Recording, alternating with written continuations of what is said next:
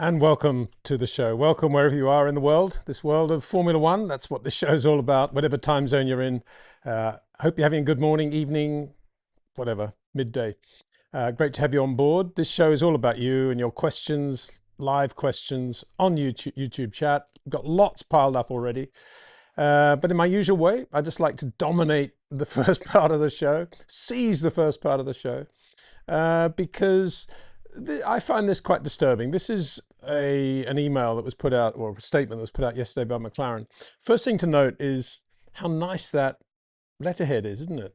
McLaren Racing. It's almost Bruce McLaren circa, 1968. Brilliant. So all credit to them for that. Anyway, I'll read through this because I think this is quite an important, potentially pivotal statement put out by one of the leading Formula One teams. McLaren Racing confirms it has lodged a notification of appeal.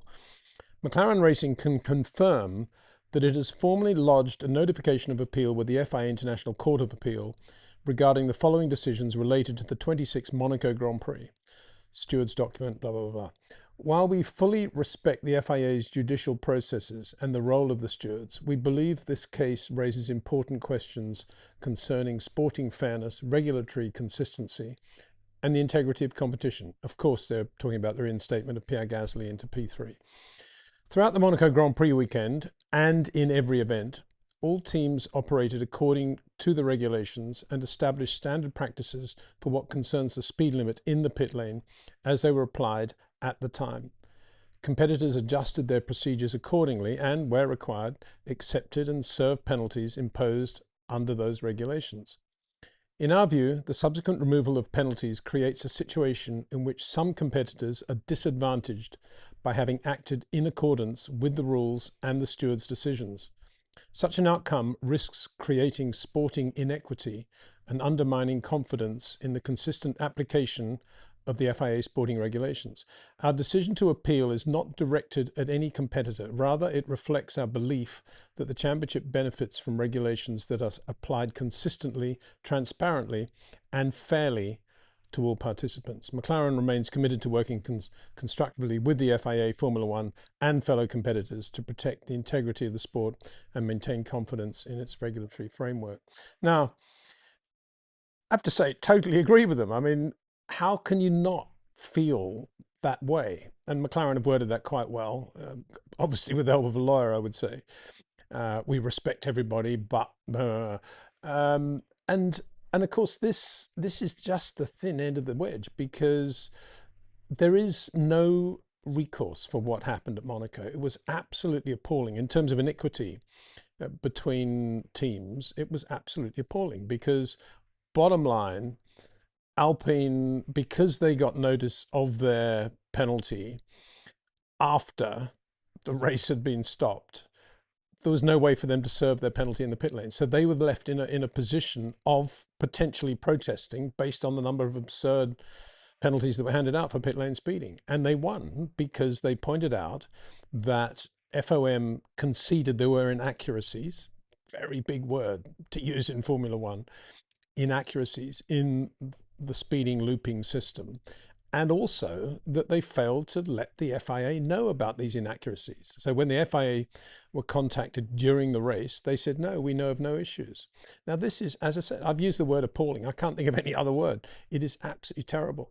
And on the face of that statement, and obviously I would say the close relationship that McLaren have with teams like Ferrari, Mercedes, Red Bull, when it comes to things like this, I would say that opens the door widely to the teams and Liberty basically starting to think we can operate without the FIA. We don't need this tarnishing our sport, because there is no recourse for the other teams that did serve their penalties. That's the appalling thing.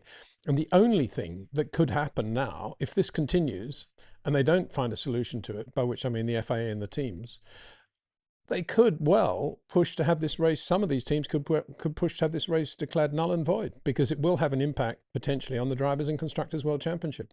Now, none of us want that to happen. We all want this talk to go away. None of it is good for Formula One. There's nothing worse than having results changed after a race. It actually belies the definition of the word race. And so what needs to happen, first of all, this needs to be sorted out. And it's the only solution I can see. And I said it rather sarcastically a couple of days ago, but the only solution is going to be a financial one, in my opinion. And the teams that need to be compensated should be compensated financially. And it may be commensurate with any championship position they may lose. We wait till the end of the year. Maybe it's that. And that money will have to come from the FIA, I would imagine, or maybe from FOM, because they created the inaccuracies in the first place, which effectively means Liberty, of course. So, there are a number of things here. One is how this problem is going to be solved, and it needs to be solved very quickly, because if it isn't, it's going to get out of hand. And then you get other teams are going to want to get their pound of flesh as well. And the FIA are going to suffer in this for sure, because they will look like the party at fault, and there will start to be a groundswell of, well, Formula One, Liberty, the teams can operate without the FIA and do their own organization. I don't think it'll ever come to that, because for one thing, it's very difficult for the teams to actually regulate their own sport. It's so competitive, as we know. And on the other side of the coin, I think Liberty would be, well, on the other side of the coin, Liberty is the commercial rights holder, and they can be here today, gone tomorrow, bottom line. So, how would that work then if Liberty and the teams were together, combined, administering their own sport, and then Liberty suddenly sell it to another third party that doesn't want anything to do with that? So yeah, that's I don't think it's going to go that way. But right now, it's a problem because, yeah, I mean, if you look at Monaco, you could put all the blame on the FIA. In reality, it's FOM, because the inaccuracies were caused by FOM in the setting up of the speeding loops, and they didn't let the FIA know about these inaccuracies before the race, or during the race even, from what we gather from that hearing with Alpine. If you look back to Canada, another issue, the start, who do you blame there? Is it the FIA or is it potentially FOM? If I had to guess, I would say all the hardware was all set up by FOM, but maybe there was a software finger trouble glitch at the start. Maybe that's the responsibility of the FIA. It's very difficult to say on that. I mean, sure, the parties involved would know pretty well. There may be some grey areas on that, actually, as to who really is to blame for that sort of fracas. And then you've got all the other things. I mean, the writing of the rule defining compression ratio, which is another ridiculous thing we've had in Formula One this year, that we should never have things like that, where the rule is grey and they change the regulations effectively or reword them in a more draconian way after 4 or 5 races. I mean, that should not be happening in a sport of this level. But who is to blame for that? Ultimately, you could say it was a poorly worded technical regulation. Blame the FIA. But why would the FIA having to write that regulation in the first place? I know it was in there already, but why were they having to redefine it? Because of the 2026 Formula One regulations, the 50-50, the absurd switch to 50-50. Well, I think most of us agree that it's absurd. Everybody's agreed, because we're not even 50-50 now. Everybody's acknowledged that that's gone too far. But for that to have gone too far is a massive groundswell of strength and muscle within some areas of the teams and Liberty that forced that through. And that's not good either. So if that can happen at that level, do we really want the teams and Liberty administering their own sport as well, if they're quite capable of putting through a 50-50 internal combustion engine electric ratio, which we now know is unworkable? I mean, that's more than anything, that's been the biggest thing in the sport this year so far. So there are many, many things here that need to be considered, in my opinion. And the first thing is, as I say, this Monaco thing needs to get wrapped up and solved very quickly, because it's going to get out of hand, particularly if it starts to radically affect the results of the World Championship. Imagine if Alpine continue to go quite well, and they may be potentially outscoring, say, Piastri by the end of the year. What's going to happen then? It's a big thing. And George Russell, the same. George Russell's penalties, in theory, you didn't need to serve them, or one of them anyway. So that was wrong.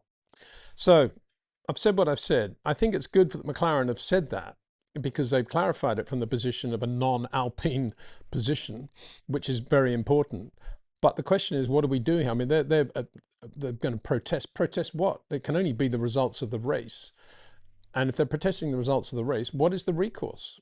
Okay, the race is null and void. You're right, guys. You know, the race was run under spurious conditions.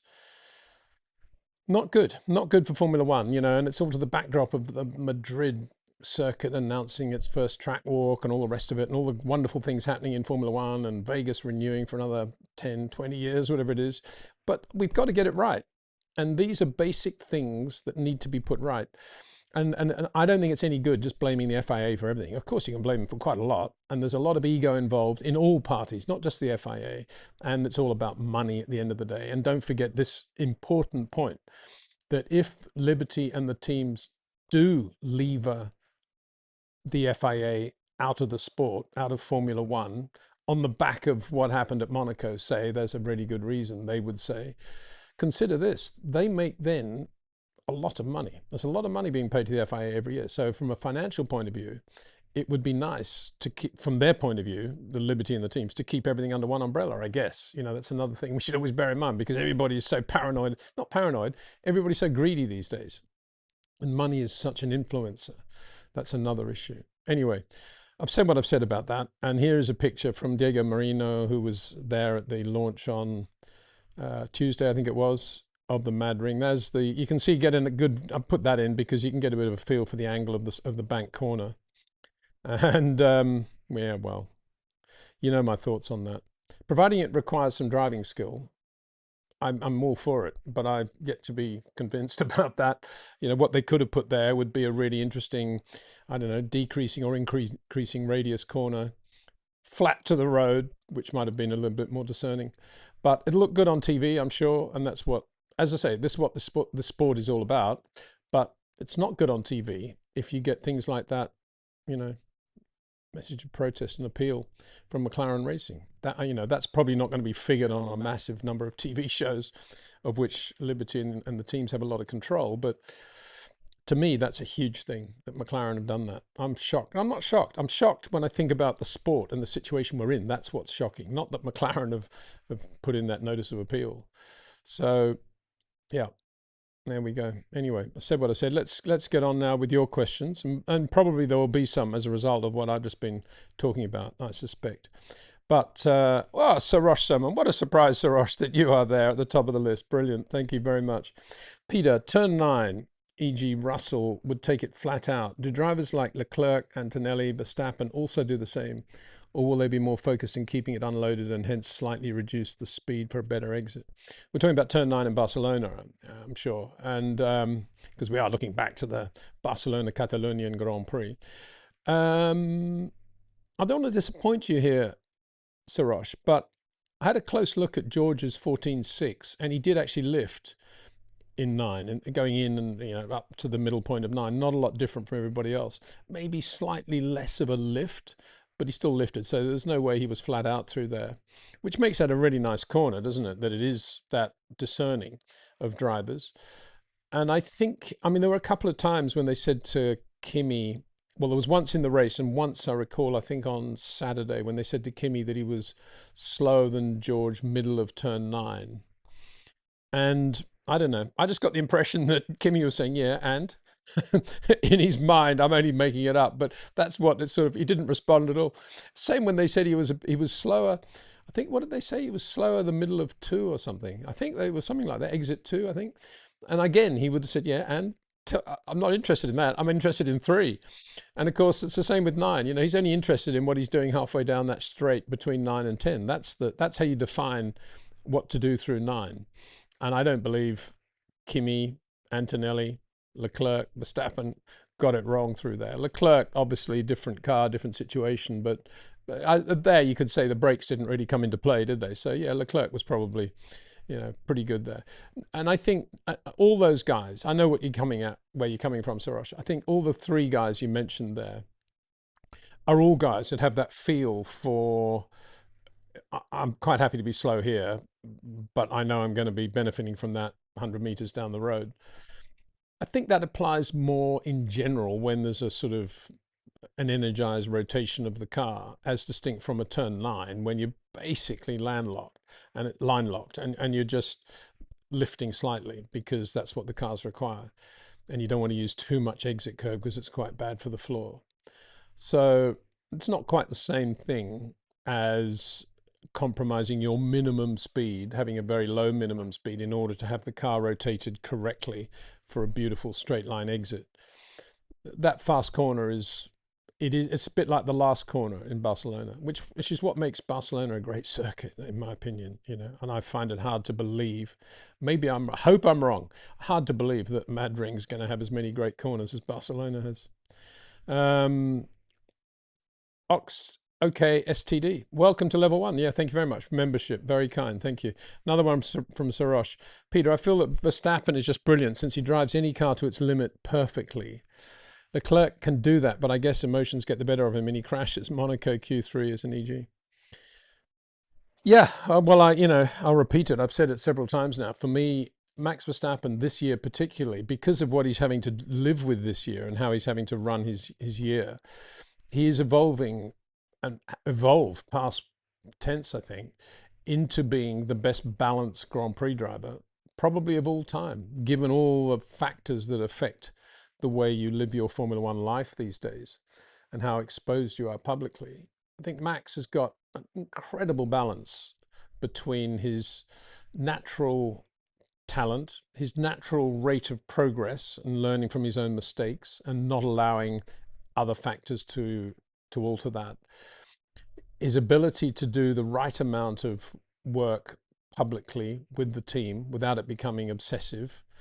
And on top of that, keeping his motivation and his love of motorsport burning brightly. And those are very difficult things to balance. And if you think about Charles Leclerc under all those categories, I don't think he's done as good a job as Max as being self-critical. He's allowed potential, influences of management or engineers, whatever it is, to affect probably the way he's progressing as a driver now. I think he's done very well publicly. I mean, who am I to say? But I mean, it looks to me like he's got a pretty good grasp of what he wants to be as a public persona and what he is, or public person, and who he is as a real person. And I think he's well balanced in that respect. His motivation, I think that, you could put his emotion into that, because he does allow emotion to be a part of his motivation for driving a racing car. And sometimes, as we've seen a couple of times, the last 2 races, it does get away from him. And that's because he's got a different life to Max, different career, different external effects. It's interesting to look at it all. But, for me, what happened in Barcelona could have been avoided had he not gone into panic mode after Canada and Monaco, and he just trusted himself that he knows how to drive a racing car the way he wants to drive it with the front end.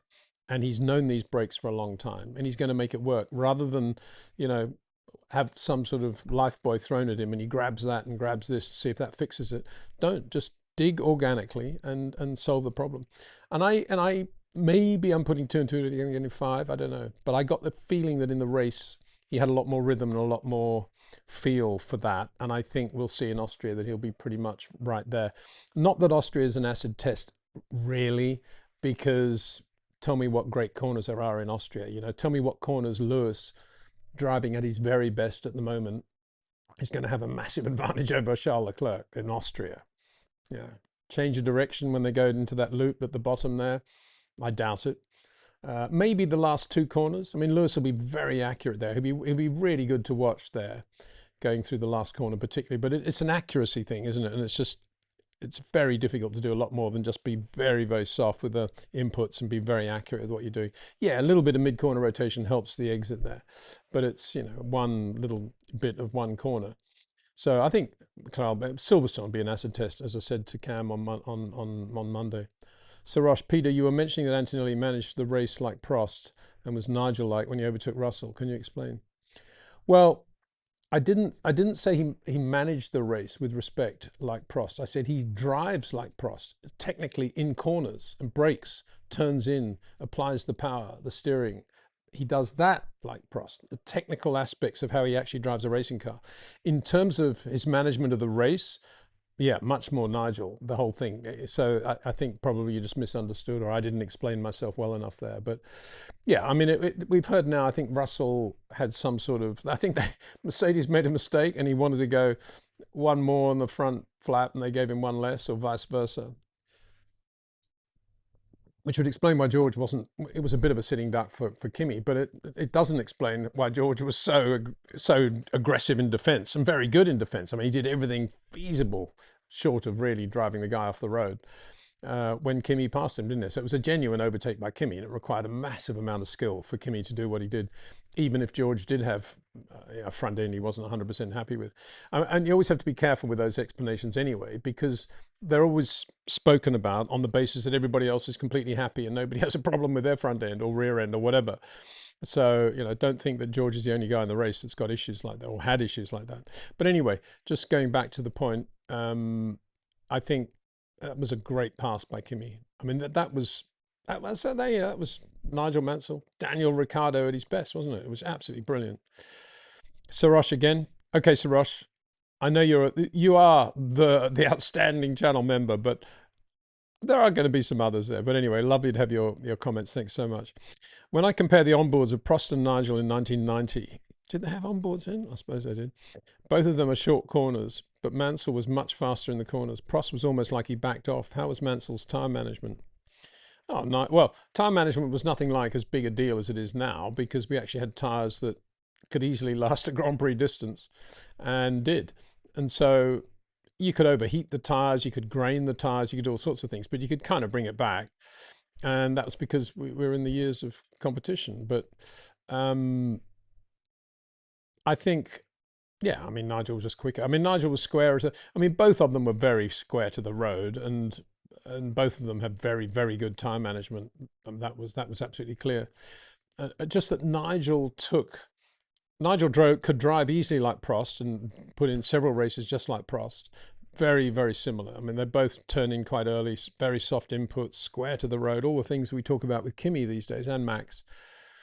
But Nigel, as you say, he was just quicker. I mean, and it wasn't a question of risk. It wasn't a question of shaving the guardrail 2 centimeters closer than Alan Prost.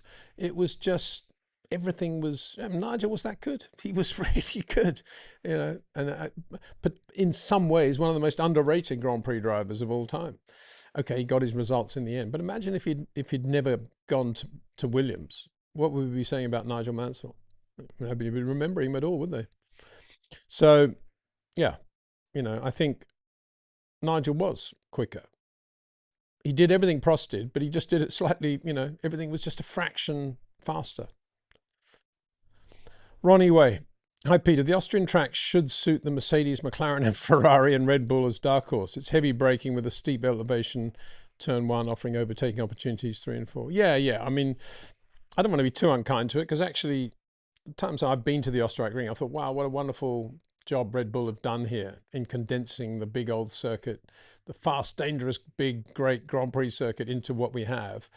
So long as you think of it as a television race with not many demanding corners from a driver's point of view, it'll be a very close race. And I think you're right. I think you'll see all the cars being, at various moments, being pretty quick relative to one another, and maybe one or two, extras as well might get thrown in. You might get a Visa in there. You might get an Alpine in there. So it's because there aren't that many corners, and the corners aren't that discerning anyway. And it's a lot of it is trouble-free, not using the curbs too much, not damaging the car, obviously surviving the first, second, third corners of the race, and then not much else really. Yeah, obviously there is some overtaking there. Not that easy, but it's not bad. That's one of the things in Austria. It's built for overtaking. That once they get on the downhill section towards turn, whatever it is, for the long downhill right-hander, used to be the Bosch curve, not anymore.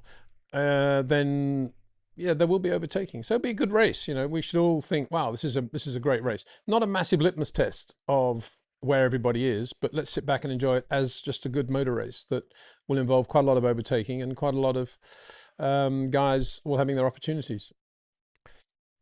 Andrew, Peter, if you heard Leclerc interview, he said that brakes will allow him to manage some condition, and Lewis confirmed he did not want them initially. Is it possible that Leclerc moved the brake balance forward, overheated the front, and was not able to heat the rear brakes to get a feeling of rotation in an understeering car? Well, if he does, he have to continue even with the new front wing. So, yeah, I mean, they would have tried. When Leclerc was starting to believe and felt, and I don't think this was in Canada, it seemed to have sort of got into his head after Canada as the reason why he wasn't quick in Canada, that the brakes were not allowing him to do what he wanted to do with the car, and that was because of the amount of deployment, the harvesting he was having to do with the rear brakes, back end of the car, the rear axle, going into corners. And Lewis wasn't suffering by that. That was the point. And whereas at Red Bull, when Max complains about that, Hadjar also suffers, but Lewis wasn't, and he couldn't work that out. And the reason, I think, is because Lewis does brake more in a straight line, and so that he's more efficient in just harvesting the energy that he needs, and then he's just going into the corner as he normally does. So it's not really affecting him that much. Whereas Charles is wanting to get in earlier, trade off the brakes against lateral load, whether it be front or rear. Well, he can't do much with the rear because they're not doing much. And then he starts playing, as you say, playing with brake balance, all the things normally you would play with in that situation if you don't feel you're getting the best from the car. So yeah, all those little details would have been in there. But instead of just continuing to work on that after Monaco, particularly after Monaco, when he hit the wall twice, then he said, right, we're going to do it for Barcelona, and changed to Lewis's brakes. And I think he got himself in an even more of a tangle then. As I said, on Saturday, I've never seen him drive the way he drove on Saturday. He didn't look good in the car at all. It was very edgy, very spiky, wide turn-ins. He looked completely lost. And it was no surprise that he went off eventually at turn 4. And I don't know whether they changed the type of material within the brand they were using, which I guess was Carbon Industry at that point, or whether something more happened, I don't know. But on Sunday, he did look as if he was dancing with the music a lot more. And so we'll see, I think, in Austria. I think he'll go pretty well in Austria, is my gut feeling. So not just because he's had some bad racing, he'll go well. I think he was a little bit more confident at the end of the race there. The strategies were terrible that Ferrari used with him, or he used with Ferrari or whatever, but because they kept him out too long. But in general, I think he looked more harmonious in the car, really. Drew, why didn't Charles abort the qualifying lap after he went sideways instead of putting more juice and crashing? Facts are in and on the ground. Lewis has made Charles nervous officially. Yeah.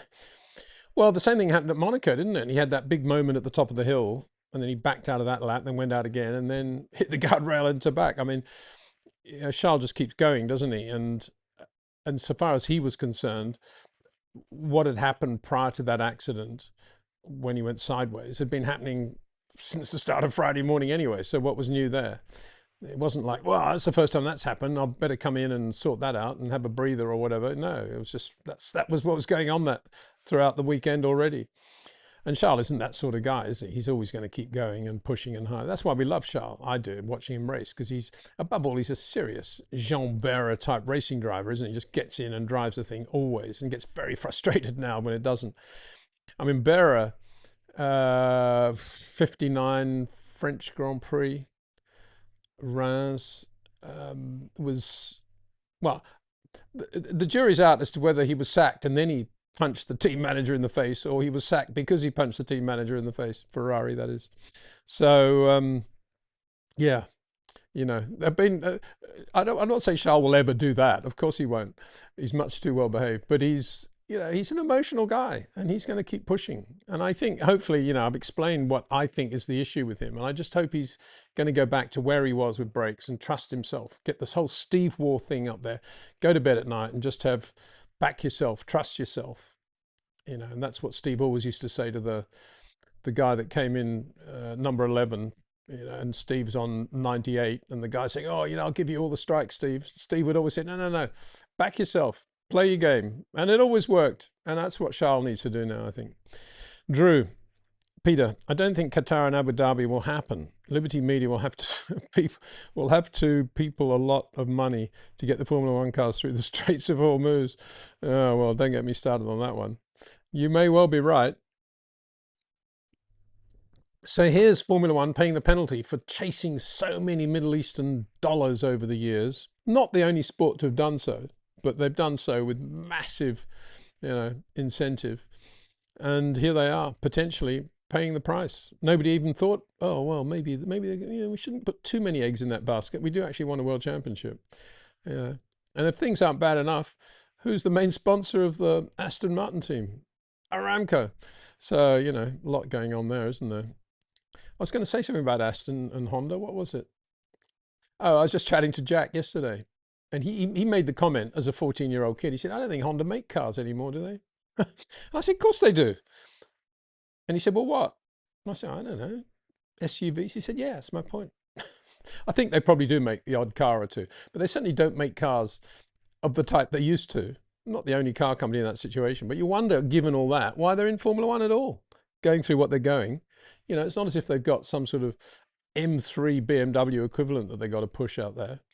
And what's it all about, Alfie? Actually, the same thing with Ford. Yeah, I know Ford are in Formula One, but if you throw the sort of electric Mustang thing behind, and the other Mustang as well, which is okay, but it's not really the old Mustang, is it? What else is there? Where's the equivalent of an RS2000 in the Ford fleet now? Zabish, again, if Ferrari engine upgrade is set to improve, oh, that's another thing in my rant. Let's add it to that. The whole thing of the ADUA, Red Bull now potentially protesting that, the results of that. I mean, how is that good for the sport? And anyway, if you're a fan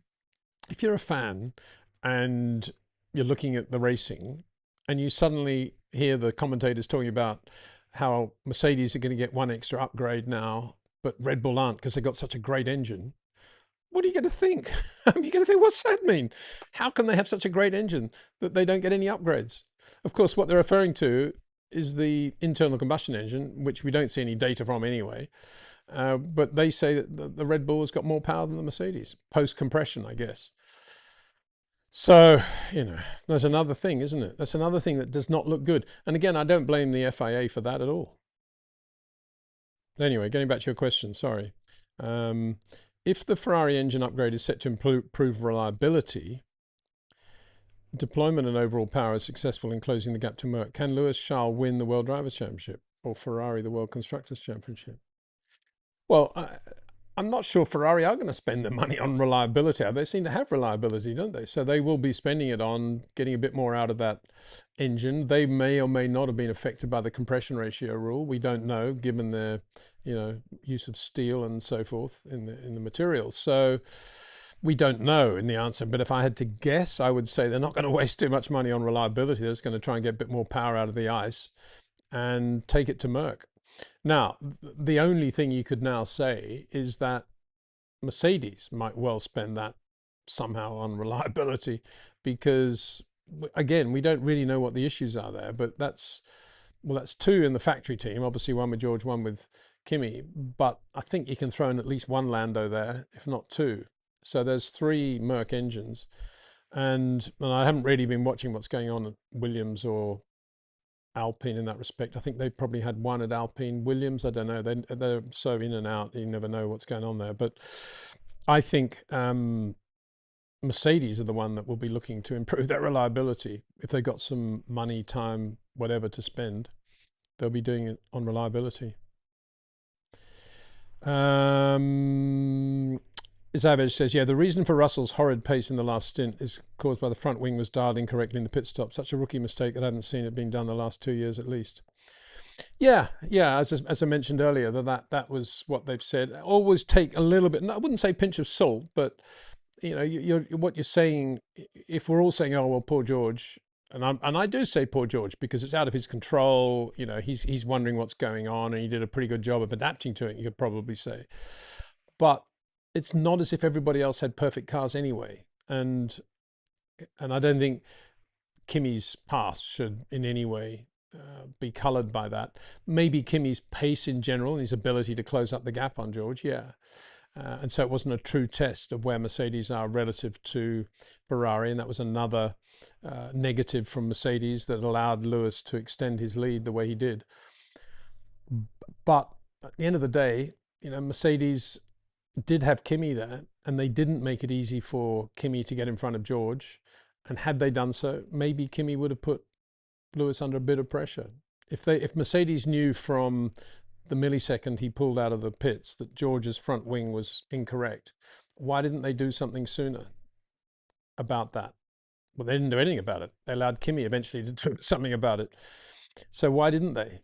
George, sorry, mate, you're going to have to give the position to Kimi. We've made a mistake on the front wing flap. You're going to be at least P3. Sorry about this. We'll give it back to you. Whatever. Move over. Kimi's got to try and put pressure on Lewis. Would have been a tough call, and it would have been difficult for George to have eaten that, swallowed that. But had he done so, think about this, had he done so in a dignified way, he still would have been second because Kimi didn't finish. Not that anybody knew that at the time, of course, but it's amazing how things do work out, isn't it? So, yeah. And I don't believe, you say that you haven't seen that sort of thing in 2 years. I think if teams do it, they don't often own up to it. And full marks to Mercedes. I guess Bradley Lord, I think, was the guy that announced it. So, yeah, full marks to them for telling us that, because normally teams would not talk about that. Chris McClellan. Hi, Peter. It would have been interesting if Zach had a twin. Then one of them could celebrate Williams' history and ingrain it into the whole environment of the team like Zach does with McLaren. And you could see with Monaco and the latest Mika statue at the factory, the history of the team gives it so much identity. Williams just sadly doesn't really seem to have anything these days. Harsh? No, I think you're absolutely right. And I think, that whole business of Albon wearing Nigel's helmet livery, because he's now done 1,000 Grand Prix or something, and whatever, I don't know how many Grand Prix. The same as Nigel, who happened to have been at that point until Barcelona, I guess, the driver had done the most Grand Prix for Williams, which I still find hard to believe, but I guess it obviously is true. But just getting back to the whole point of it, I don't believe Williams, ever since they've been taken over, have had any feel at all for the heritage in the past. And I know that from personal experience as well, knowing the family, knowing a lot of key people there, and knowing, the way they present it. It's all Doralton this and Williams F1 that, and none of it is real, really. It's none of it. What is the point of buying a team if you don't embrace its history? I think that's the point you're making, and I think you're right. I think Zach's done an excellent job of that at McLaren. He annoyed, obviously, Ron when he stopped the MP4 nomenclature. That really annoyed Ron and went back to the McLaren one.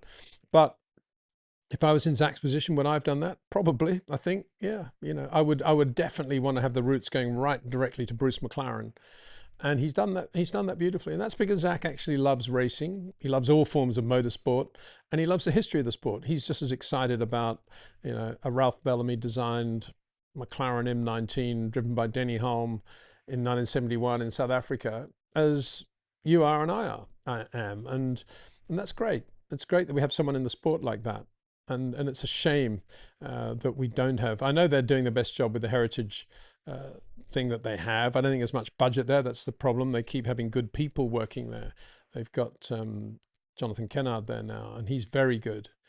Good guy, let me praise that. But I don't believe he's got a big budget in which to operate, which is ludicrous. If you're Doralton and you bought Williams, you really, really want to invest in their heritage and make that, especially if you're not doing very well on the racetrack, and make that something that you can sell on and allow to grow in terms of its own life. And they're not doing that as far as I can see. No real feel at all. So anyway, yeah, you're right. Zach would do a much better job if he was running Williams in terms of the heritage. I think a lot of us would, actually. I think, I'd like to think that I could. I think you guys probably could. A number of you out there can probably do a better job of doing that for Williams. Aaron, hi Peter. What did you make of the two things that happened in Monaco? One, Max leaving during the race rather than staying to help with Isaac's race, and two, Toto going up to the podium given George's penalty farce.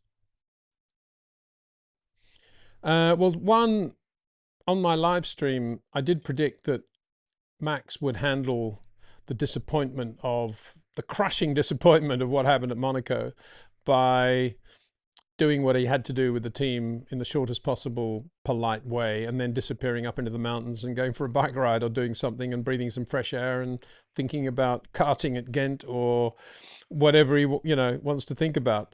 And I was a bit surprised that he did stay around as long as he did to do all those interviews and stuff, or some interviews. So I give Max full credit, and I put that under the heading of being a very well balanced racing driver, because can you imagine anything worse? You finally get to a racetrack, a really, really demanding track, sorry, a track with really demanding corners, and you put the thing on the front row, and the thing doesn't even get off the line. How are you going to feel? You can't expect him to hang around and help with Isaac's race. Give me a break. That's not going to happen. And that's not why you employ Max Verstappen as one of your race drivers. So I think he did exactly the right thing. I was just a bit surprised that he was around as long as he was. I would have preferred to have seen him up in the mountains, drinking some Red Bull on the top of the cliff there, or watching the end of the race from there. And secondly, Toto going up to the podium given George's penalty farce. Well, I mean, come on. Toto, I'm not in any way being aggressive here, Aaron, but I mean, think about it. You, Aaron, are running Mercedes Grand Prix racing team, whatever he wants to call it. And you find a young Italian guy when he's racing, probably before he's in Formula 4 even, he's racing karts, and your man says, I've seen this guy, he's really, really quick. We've got to get him round to the factory, chat to him, see what you think, Toto. I think we should put him on a contract. And you meet this young guy, Kimi, and you think, wow, yeah, he's a pretty cool guy. I tell you what, I'm going to put him a deal, and I'll finance his Formula 4 season. And he does what he does. And then he's really quick, and you really like him, and you have a few meals with him, a few pizzas, whatever. You meet his mum and dad, and you like them as well. And you think, look, I tell you what, I've done, Valtteri Bottas, I've helped George, we get him from Williams, I got him into the Williams, I got him at Merck, but it's not quite the same thing. I want, this guy, I may be wrong, but I'm gonna get behind him 100%. I can put everything I've got in the team to get this guy into Formula One, maybe run him in the Grand Prix car. And you do that, and you finance his F2 season, and you get him into a position where you then can mold him for a year when he's actually driving, and then you put him in the Grand Prix car. And not only does he win 4 races in a row, but he then goes and wins the Monaco Grand Prix, arguably the most prestigious race of the year, the blue ribbon event of the year, and he wins Monaco. You wouldn't want to be on the podium with him? I mean, I think Toto does a pretty good job of delegating who should go onto the podium, but if I was Toto and my guy just won Monaco, I would have wanted to be on the podium, not to show myself off, but to share his happiness. And there's a lovely picture of Toto almost hugging him, almost in a father-like way. And that's what it would have been like, I think. So I don't give him a hard time for that. Yeah, it wouldn't, George, but I think even George is worldly wise enough to know that that's what Toto would do and should do. George he's not going to get upset about that, I don't think. Another one from Zabez. In turn 12, I think we're back to Barcelona now. Kimi was carrying 20 kilometers more minimum speed than George, nearly 4/10. Kimi was taking a wider line, but not hitting the apex. Why would George engineer not tell him that on the radio? Yeah, well, what with that turn 12 is that's the Sebastian Vettel V corner, isn't it? The long right-hander, and it depends what you mean by minimum speed. I suppose the slowest speed in the corner, it's when he's rotating it. But maybe you're measuring it.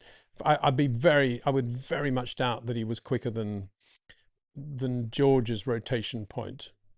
But I would say this: where George is rotating the car, Kimi was still semi-straight. That's why he was so much quicker. So the 2 rotation points are in different places. And I think you'll find from FOM that their telemetry will just define where the rotation point is, and then they'll measure the 2 drivers at that rotation point. But it isn't the rotation point for Kimi. That's why it's a massive difference. And that's 1. And 2, I think FOM's definition of the rotation point is the geometrical apex, which is the extension of the 2 straights bisect the angle. So yeah, that's where George would have been at his rotation point. That would have been his minimum speed point. And there, I'd be willing to bet Kimi was doing 12 kilometers an hour quicker. That just bears out everything I've been saying about him. And he was just heading down to a much slower rotation point, probably 4 or 5 kilometers slower than George at Kimi's actual rotation point. So don't actually rely completely on the data you're seeing, because, as I say, you can't compare a short corner driver's braking point, if you want to measure late breakers, with a long corner driver's braking point. They're doing two different things. So you can't just say, oh, well, he's hitting the brakes here, he's hitting the brakes there. That's not the comparison.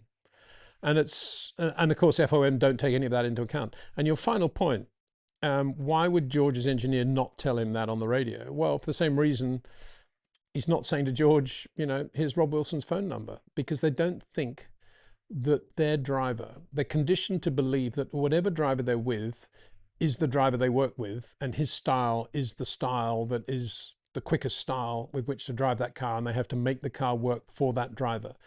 They occasionally say, in the case of, well, they would never say to Max, oh, Hajjaz got an earlier turn in than you here, Max, but they would say you're losing to Isaac on the exit of something or other, and then it's up to Max, a bit like Kimi, what I was talking about earlier, to say, well, of course I'm losing. That's why. That's how I drive. I'm glad I'm losing there, because that means I'm much quicker somewhere else, further down the straight. But an engineer, I think, treads a very fine line between telling a driver how to drive and telling him what the other guy's doing relative to where he is. And they never, ever want to put themselves, well, none of them ever put themselves in a position of telling the guy how to drive, because all Grand Prix drivers actually believe that they're the fastest drivers in the world, and it can only be the car that's holding them back.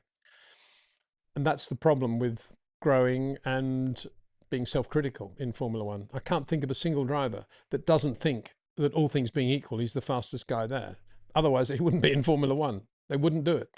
They all have to think that way. Even Lance Stroll probably thinks that. His dad for sure thinks that if you put Lance Stroll in a Mercedes, he'd do exactly the same job as Kimi Antonelli. For sure, that's what Lawrence Stroll thinks. And so therefore the engineer has this very fine line to tread. And because most of the engineers, with respect to many of them, all of them, and I've got massive respect for all Formula One engineers. They're all such clever people. They make me feel like a complete dunce whenever I talk to them. But I learn from them. I try to learn. With respect to all of them, not that many of them actually, well, none of them can drive at the level of the Grand Prix drivers. Only Uhlenhut, the German engineer, chief engineer of Mercedes, in the build up to the 54th season, but a little bit, had been around quite a long time. Excuse me. Before that, could say that he was as quick as any of the drivers. And he was. Uhlenhut was a very, very quick racing driver and a very good engineer as well. He wasn't a great engineer because he was a quick racing driver. He just happened to be both. And that's about it. But quite often you get racing drivers trying to be engineers or team managers, and they're hopeless, most of them. And so that's where we're at, really. I think, don't rely on those stats about rotation point or braking points, because they don't take into account the different styles. Alessandro, hi Peter. They say Ferrari should focus only on Hamilton if they want a shot at the title. Who says that, I wonder? I believe Leclerc is faster. He just needs to respond mentally. Will he make it, or is his career already over? I don't think Charles Leclerc's career is over, no. And I think he will definitely come back. And it's funny, isn't it? When Kimi's leading the championship by a long way, everybody says, oh, he's going to be world champion. And then all of a sudden he doesn't finish. Oh, well, it could be very close. And oh, Lewis can be champion. He's just won the last race. Everybody, I mean, what is this? Is this the bookmakers or something? These people that know absolutely nothing about Formula One, that just base all of their opinions on what happened in the previous race. I think we could all do that. Who do you think has got a good chance at Ferrari? Do you think Lewis Hamilton's got a chance? Yeah, of course he's got a chance. Even before Barcelona, he had a chance. Even before the season started, he had a big chance. But as I said before, if the Ferrari consistently becomes pretty quick and is able to race Mercedes at every Grand Prix and potentially win races, and therefore the championship, my gut feeling is that Charles will be the driver that wins the championship. But only because I just think he's going to be that much more, I just he's slightly quicker and aggressive when he's got the car to his liking. But obviously if he fails to achieve that sweet spot, Lewis, and he'll be the guy that can do the winning for Ferrari on a regular basis, more regular basis. I'll be surprised if that happens over a season, but I'm ready to hope I'm proved wrong in a way, because I'd love to see that happen. But whether or not Lewis can win a world championship is not up to Lewis. It's up to whether or not the Ferrari can be as quick as a Mercedes virtually every race and beat Mercedes on reliability. It's a big ask. We've seen it once in Barcelona. Let's not get carried away immediately and think Mercedes have lost it. They haven't. So we'll see. But be ready for Austria. You know, both Mercedes could run into one another in the first corner of the race, both out on lap one. The race is between Ferrari, McLaren and Red Bull. That could easily happen. But that's a one-off race. Because that happens doesn't mean to say Mercedes are out of the championship. It's a long way to go, even if we do get rid of Qatar and Abu Dhabi. Ronnie Way, you're so right about the FIA messed up over the timing beams at pit entry. The enforcer of rules should be made to contribute a sizable sum to the teams, as several teams are appealing now. Yeah, but as I made clear, actually, who is to blame for that?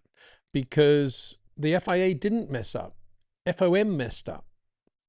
That's the problem. FOM messed up. They were inaccurate at Monaco with the timing loops. They messed up. And on top of that, they compounded that by not telling the FIA that they'd made that error. And they must have known that error by the time the race started, by Saturday night. They must have known it.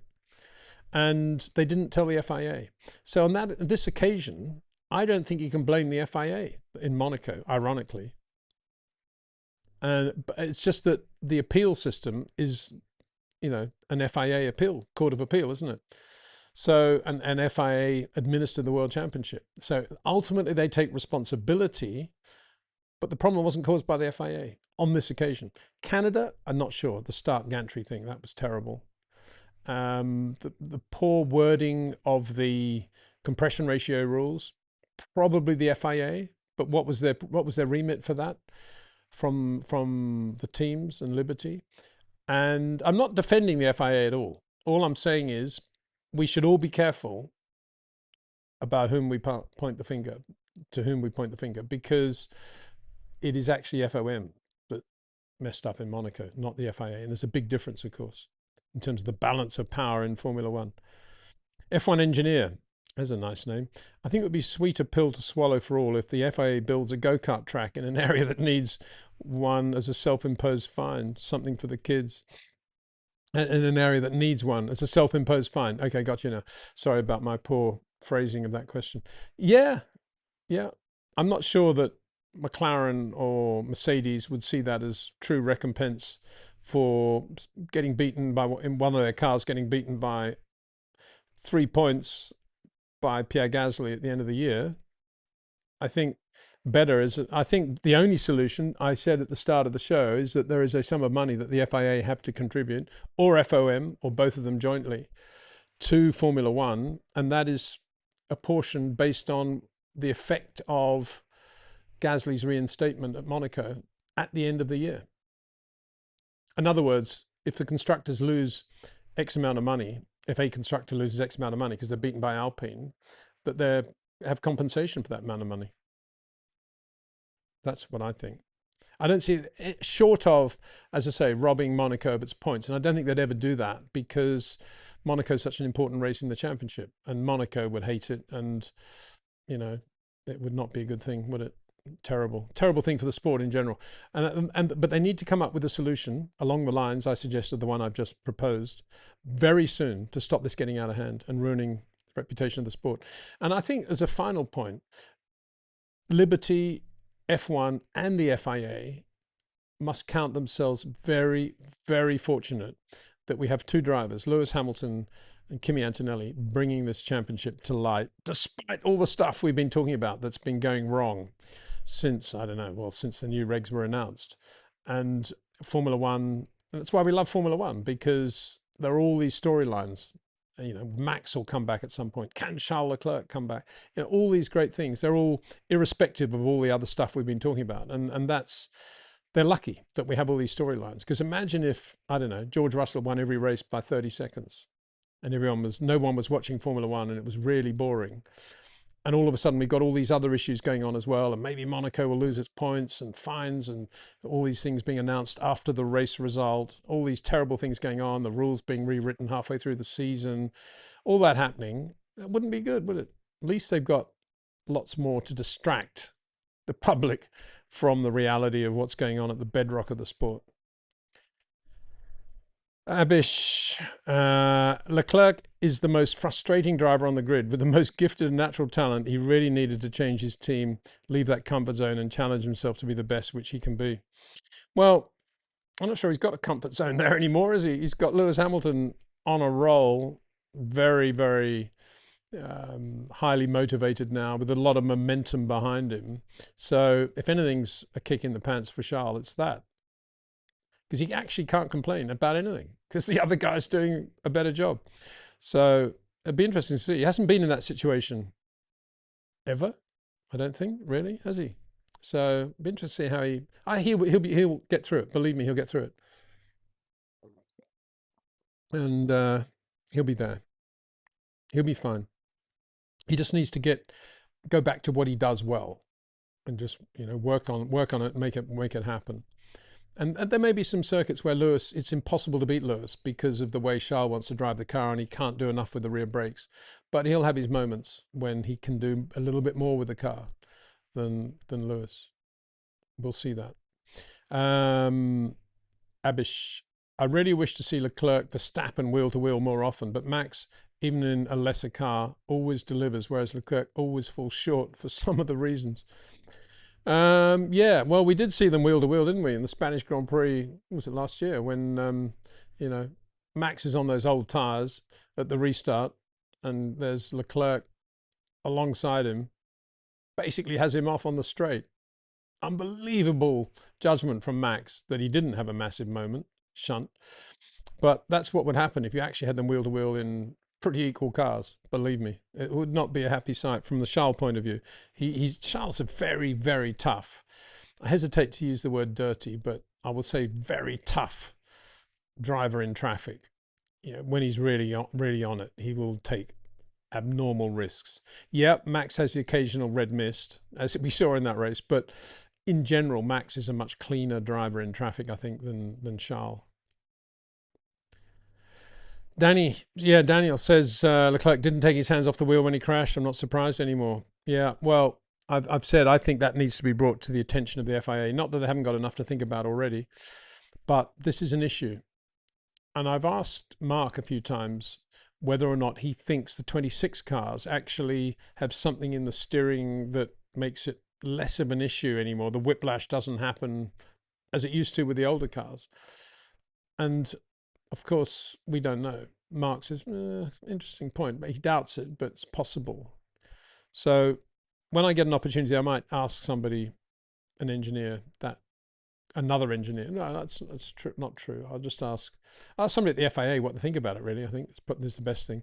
It seems extraordinary to me that the drivers, we've now had about 5 shunts in a row where the drivers just kept their hands locked on the wheel with head-on shunts. And drivers of the quality of Leclerc and Alonso doing that, Younger guys, maybe you can accept it because they've never really had those sort of shunts, I suppose, but at that speed or whatever. But older Formula One guys, you'd imagine to do that. Maybe I'll ask Daniel Ricciardo that. It's a good question. Max Verstappen to Mercedes. Yeah, well, as I said, if Max is offered a drive tomorrow at Mercedes for at least as much, if not more money that he's getting at Red Bull, his only issue will be, no, I don't think he'll have any issues. He'll probably say, I need, this stage of my career, having somebody like Kimi in the other car would be a really good challenge for me, and I'd love it, and I'd enjoy it. It'll bring the best out of me, and I'll learn even more about racing and driving. And he'll probably seize it, I would imagine. The other side of the coin is, it's difficult to imagine Toto. He's got enough headaches at the moment with George and Kimi racing one another. What would he do if he had Max and Kimi? How would he solve that problem? How many races would both of them DNF? So I don't know if he would do that. If he doesn't go to Mercedes, I don't think he's got too many other options. I think he'd just stay at Red Bull, won't he? River Jariv. Hi, Peter. What do you think of what's happening at Williams, especially with Voles talking about 26 since 23? What do you think science is thinking now? Surely you'd be looking for another team. Well, the boat sailed with Carlos. The minute he decided not to push to get the Audi drive alongside Nico Hulkenberg, there was nothing left, and all he could do was go to Williams. And so that boat sailed. Audi aren't going to take him now because they're very happy, I'm sure, with Nico. And I mean, maybe if Nico retires at some point, they might look at Carlos, but that's a couple of years down the road, I would imagine. And certainly not going to get rid of Bortoleto, I wouldn't have thought. So Audi's gone. I don't know why he went there. You know, he could be there right now in Bortoleto's car, doing a pretty good job, having scored some pretty good points already this year. And he didn't do it. I don't know why. You know, he just thought, oh, well, Mercedes engine, got to be better than the Audi engine. Thinking very short term and not thinking even medium term. There's a lot of racing drivers do that. And they just think very short term. They don't really have a vision of what's appropriate. I don't see, you know, I've said at the time, I thought, you know, what a waste for Carlos to go to Williams. Williams will never get the best from him, and he'll never be able to impart his talent in a Williams in the way he could in a Ferrari or even, you know, other cars, McLaren, so or Red Bull. So Toro Rosso, that is, or Renault. So what do I think about Williams? Not much, really, sadly. What can I say? Don't want to be too critical, but because what's the point? But you know, what is science thinking now? Science is thinking, oh, this mad ring job I've got, it's not bad. Quite like that. Nice suit I'm wearing. Like my Ferrari road car. Glad I got that. Go and watch my dad do some rallying. Dakar stuff. Might try a bit of this, bit of that. Max has done it. Have a go at this. What do I might do some rallying. Whatever. I don't know. I can't imagine he's thinking very much about Formula One. Can't be very enjoyable for him, can it? Poor guy. I really like Carlos. And I just, you know, but have I got a lot of sympathy for him at the moment? No, because he made the wrong decision, and there are enough people advising him, suggesting that he should do the Audi deal, and he didn't listen. Vivek Madhavan. I got it right, I think. The time to appeal has passed, so why are the teams asking to change results? Well, the time to protest has passed.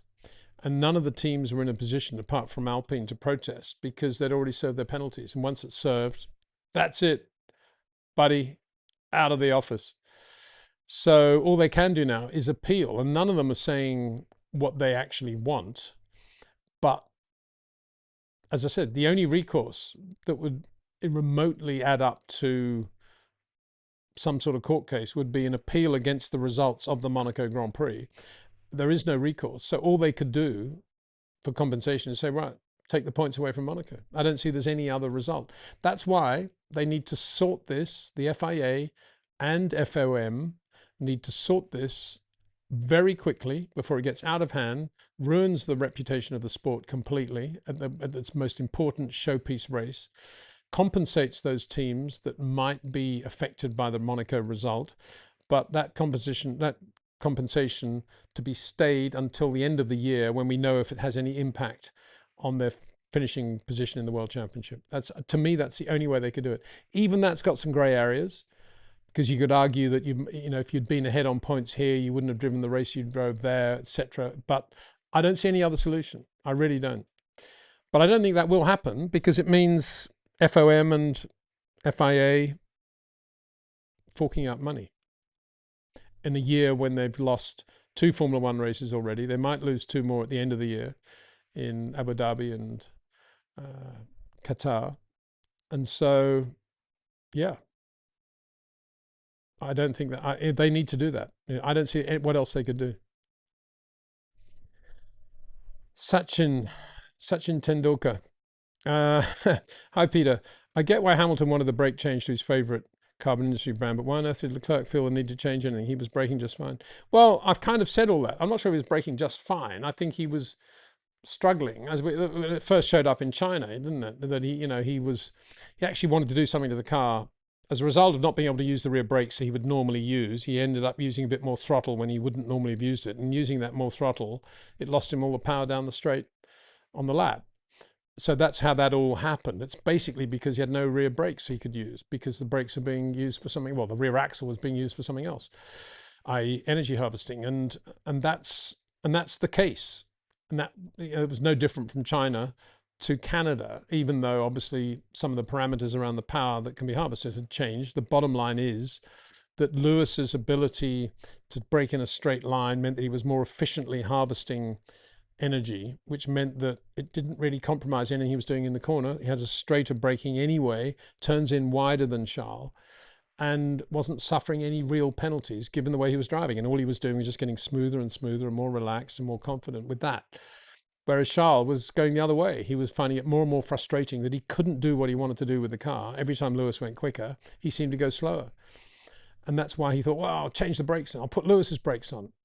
Thinking, I suppose, that the minute he had Lewis's brakes, he would immediately get the benefit of everything Lewis was doing, but still drive the way Charles drives. Of course, it's not as simple as that. As I said at the time, even before Monaco, I did say that. I said, there's no way just putting the brakes on the car is going to change anything. It's going to make it worse for Charles, probably, because brakes are it's an absolute foundation of the way you drive the lap, is your feel for the brakes and the balance front to rear, how much retardation you've got, both the temperatures, the feel of the brake pedal, all those things, absolutely critical. Particularly to a driver like Charles or Max or Kimi, got to say. So that's the problem. And if he goes back now, it won't be, oh, well, we'll go back to what we know and love, because he'll still have the same issues on circuits which are not energy rich, like Monaco. That's an energy rich circuit. I don't know what it's going to be like in Austria. We'll have to wait and see. But that's the problem. But so long as he knows what the problem is and what he's got to do, what he should have done, in my opinion, is what Lewis did in 2022, which is start to straighten out his braking lines and start to turn in a little bit later, but making sure he didn't lose any of the lovely touch and rhythm that Charles has always had. And he kind of started to do that in Barcelona, or tried to do it, but he did it in a very spiky, unconfident way, where he was just waiting for the car to bite him, and it looked terrible, which is why he went off. He lost all his, in straightening his braking, he lost all his touch and feel, which is no surprise, because it's the first time he's probably ever driven like that in his life. It's like, if you went to Scotty Scheffler and said, Scotty, you really need to hit every ball with a massively closed stance. You've got to start hitting draws all the time. And he's a natural fader. He's probably going to look like a rank beginner for the first half hour. And it's how Charles looked. He didn't look good in the car at all. Okay. It's a massive pointy. Yeah. I'm not quite sure what that means. I think slight bit of finger trouble there. But anyway, thanks for the message, River. Peter, I recently came across someone using the phrase Mansell luck. After looking back, I couldn't believe how much bad luck Nigel had with DNS mechanical failures. How did Nigel take this? Well, of course, he took it very well, because he didn't take it well. He was obviously gutted every time something went wrong. And we're talking about his early years in Formula One when he drove for Lotus. And also, obviously, things that happened, the spectacular things that happened at Williams, like the wheel nut coming off in Hungary '86, or 87, actually, sorry, and the tyre failure at Adelaide '86, those things. But also a lot of the stuff that happened at the Lotus years. And although Nigel was obviously very, very, he was as annoyed about it as Charles Leclerc and Max Verstappen combined.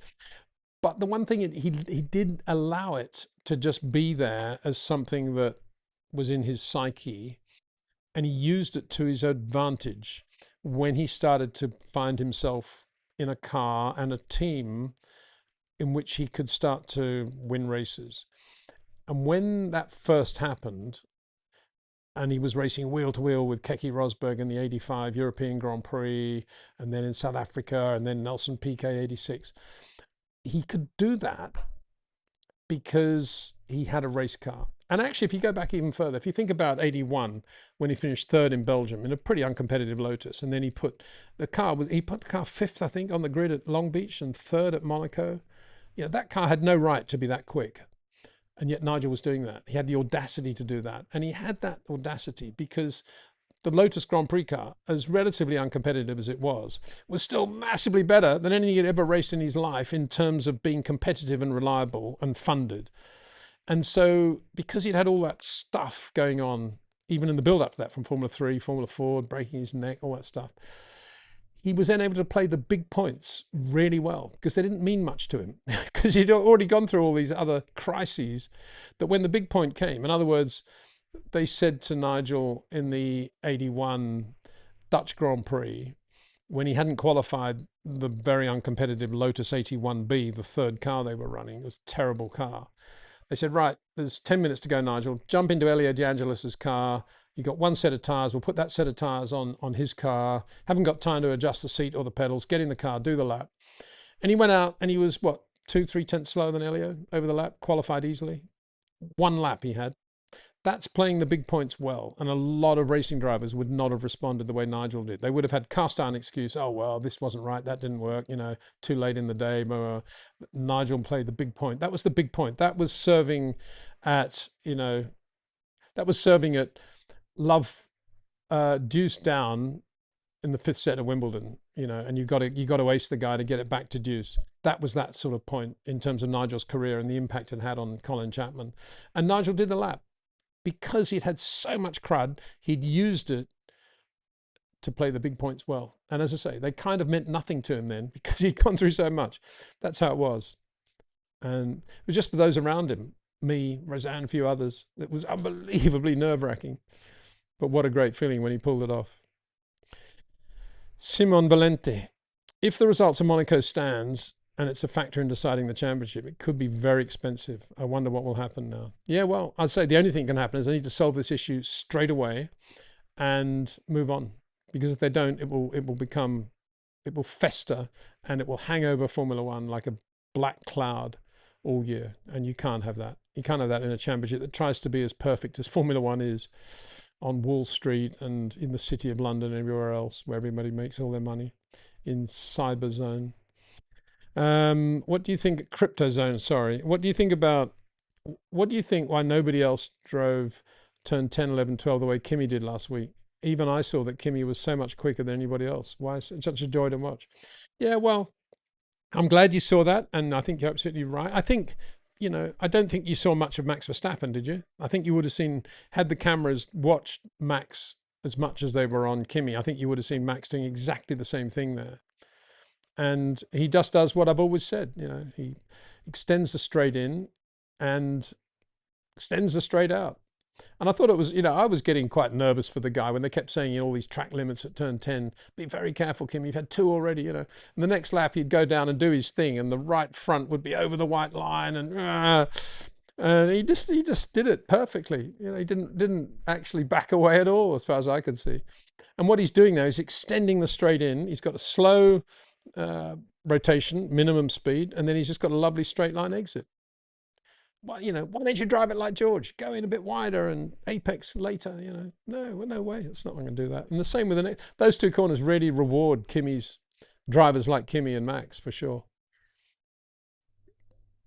I was trying to think if there's any corners like that in Austria. That's why I keep saying Austria is a bit banal, because I can't think of a corner in which that you can do that sort of thing in Austria. 1, 2, 3, 4, 5, 6. No, it's all about curbs and accuracy and high-speed braking. Hurricane, can Leclerc unlearn driving every lap at 100%, or is it too late now? His Q3 crash in Barcelona seems like a real amateur hour stuff. Well, yeah, if you put it in the context of what I was talking about, I think he was trying to drive like Lewis with Lewis's setup, and he was spiky, he was all over the place, and so the questions in terms of my interpretation of the question is not can he drive every lap at 100% or unlearn how to do that, but can he learn to drive like as Lewis is using the car and the deployment without losing his native softness and rhythm. And I mean, let's just come back to basics. Drivers like Kimi and Charles, let's include him in that at the moment, and Max, and Lewis as well. Okay, put Lewis in there, definitely. Their greatest quality is not that they're short corner drivers or they extend the straight in and out of a corner. Their greatest quality is that the rate of their inputs is perfectly or is near perfectly harmonious with the dynamic weights of the car at any given moment of the lap, as you'll ever see in the history of the sport. Absolutely spot on rates of input. That's why when Max is saying the car's all over the place, I've got no front end, I've got no rear end, actually when you look at them on TV, doesn't look too bad. The car actually looks pretty good. You think, what's he on about? And yet what he's doing, he's dancing with the feet and you're not with the steering, but with the feet. And he's just massaging all the dynamic weights as they're happening in real time perfectly. He's doing it in perfect harmony. Whereas drivers that I would call spiky tend not to do it perfectly. They overreact usually to slightly to a movement. So it's like that. It's like that. And, oh yeah, it's done that. Whereas Max and Kimi and Charles and Lewis anticipate. They're feeling the surface though. They're feeling what the car's about to do next, and they've already made the slight lift on the throttle or the slight decrease on the brake pedal pressure to compensate for what's going to happen. That's what I mean by perfect harmony. And that's what Charles could always do. That's what he was not doing on Friday and Saturday in Barcelona. I think he was starting to get it together like that on Sunday. I think he was starting to feel more in touch with what the car was doing and was able to be in harmony with what was going on. That was my gut feeling. I don't know if it reflected anything he said after the race or not, but that was what it looked like to me. And I think Austria, he should be okay. But again, as a big rider to that, and that is that I don't think Austria is much of a litmus test as to where the drivers are, because it's such a, crapshoot, isn't it? If you've got a car that's good traction, good high-speed braking, you're doing a good job with the deployment and the harvesting, you're not hitting the curbs at the wrong angle, all of which is quite difficult to do. But if you're doing all that stuff, you're going to be right there if the car's a quick car. You don't need to worry too much about decreasing brake pedal pressure into a, increasing radius corner. Those things aren't in Austria, but, that's what it is. And Charles lost that ability to be in perfect harmony with his inputs, and his rate of input into the car was completely mismatched to what the car was doing. That's what you saw was what I saw on Friday and Saturday in Barcelona. Rates of input were out. It's like, again, golf analogy. It's like suddenly he went to a much faster backswing or something because now he was braking in a straight line. He wasn't hitting a fade or a draw anymore. It's just a straight line shot here, stock shot, and he goes to a much faster backswing and kills the whole thing because he's lost his rhythm and his timing. If that makes sense to anybody that plays golf. Srina Yan Rathan. Hi, Peter. Do you think you can have a quick coffee chat with Lewis and ask him to make the corner short like he used to drive, or is he now an in-between driver star? No, he's, I think, as I said earlier, I think what Lewis is doing now has magically matched the capability of the Ferrari in terms of how to drive a Ferrari in 2026 on non-energy rich circuits. And what Lewis has, that sort of hybrid straight line, but very soft, lovely, supple inputs style, which basically was what he evolved at Mercedes and occasionally allowed him to have a good race at Mercedes, but it sort of evolved after Abu Dhabi 21. That style actually is the perfect way to drive a Ferrari in 2026 if you want to maximize its energy deployment and get the best from it in other respects. So I don't think he needs to change anything, not at all. And at the risk of repeating myself, and B, just to clear up again something I've probably said in another context, it's not shortening the corners per se. It is the rates of input, and Lewis has perfect rates of input relative to what the car is doing. That's never really gone away from him. The problem was that when the back end just suddenly flicks out and goes above anything that a driver can anticipate, that's when the issues come, or the bouncing, which destroyed Lewis's confidence and feel in Grand Prix cars, probably for more time than we can imagine. And that's all come back now. Now these cars, actually, from Lewis's point of view, you could tritely say, oh, they suit Lewis very well. In reality, that is true, because what he's doing is harvesting the brakes perfectly, whereas Charles isn't doing that because he's constantly wanting to use the rear brakes more, and there are no rear brakes on the car. So there you go. Why is Sir Lewis Hamilton, Follis, the most unloved British Formula One champion in relative terms? Jim Clark is loved more by fans. Really? I'm not aware of that. Mind you, I don't read fan websites or look at these absurd surveys, or indeed, by the time I've watched what's going on in the world politically, caught up with the golf, caught up with the cricket, watched, the daily rerun of Bonanza and Z Cars and a few other great TV shows. And what time have you done all that? Walked Dexter, done the golf workout. Have I got time to go around watching what other people think about Lewis Hamilton? No, thank you. For me, Lewis Hamilton should be touted as not a popular, fan favorite. And what does that mean? Why was Mike Hawthorne not as popular as Sterling Moss? It's the way they're portrayed. It's the way, and it is the way they're portrayed, because anything Lewis does when he's captured in interviews or TV or whatever is not reality. It's just what that little bit of camera lens is showing at that time, but it's not the reality of Lewis Hamilton, what he's all about. He's a lovely guy, very kind, very thoughtful, and very well mannered. I would say just a great guy. And so I don't know if people, lots of weird politicians get voted in by people in lots of countries around the world. And you think, how could that happen? Well, because 50% of the population, quite obviously, have very different opinions to the other 50%. Gandalf the Fool. Hi, Peter. Hope you're doing great. Yeah, very good. Thank you, mate. Very, very good. Enjoying this. Thank you very much for your input to everybody, because this is what this show's all about, isn't it?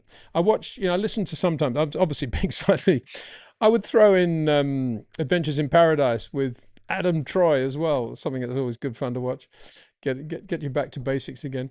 I would listen occasionally to some of those radio chat shows and the London-based ones, and they're okay, but I don't think they're as good as what we're doing. Where you've got your questions coming in, I can bring them up on screen, we can talk about them, because you always get that stuff with the radio, the TV, the telephone connection's not great. You can't hear what they're saying half the time. I think this is much better. This is my only opinion. I hope you guys agree. Neil Williams. He's talking to Hurricane now. I don't think Charles needs to unlearn anything. They've been changing a lot on the car, and he's carrying his old habits. He's smart, humble guy, and he will learn from Lewis and be back. I think that's very well said, Neil. Good on you. Good job. You're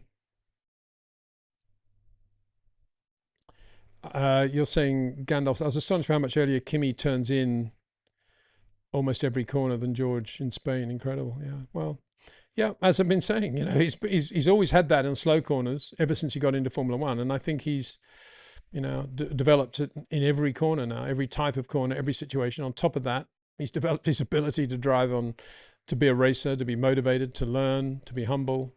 The rate of, if you could actually, I don't know, what would be really cool would be to sort of look into Kimi's brain to see how he's got so much capacity to learn and improve without changing too much about the way he lives his life. It's just amazing. All credit to Toto Wolff. There you go. Hurricane. FIA have no mechanism to address McLaren and Red Bull's very legitimate appeals, but by issuing the appeals, Red Bull and McLaren will be able to go to CAS or other courts and sue for financial damages. Yeah, maybe, but is that good for the sport? Do we want that? Do we want the outcome of any Grand Prix to be in doubt once the checkered flag falls? No, we don't. And Monaco's already a mess because they've had to restate Pierre Gasly, correctly so in my opinion. But they did that probably not really thinking about how that would settle with other teams and Mercedes as well. And I think they didn't really think it through. And as I keep saying, I think they need to nip this in the bud now and come up with a compensation plan based on how the championship looks at the end of the year and whether Monaco's played a role in that. And if so, there needs to be serious compensatory money. That's the only way it's going to go away. In the case of Red Bull with this thing, I don't see that going anywhere, because quite clearly it's been based on the internal combustion engine, this valuation of power, and not on the power unit as a complete power unit.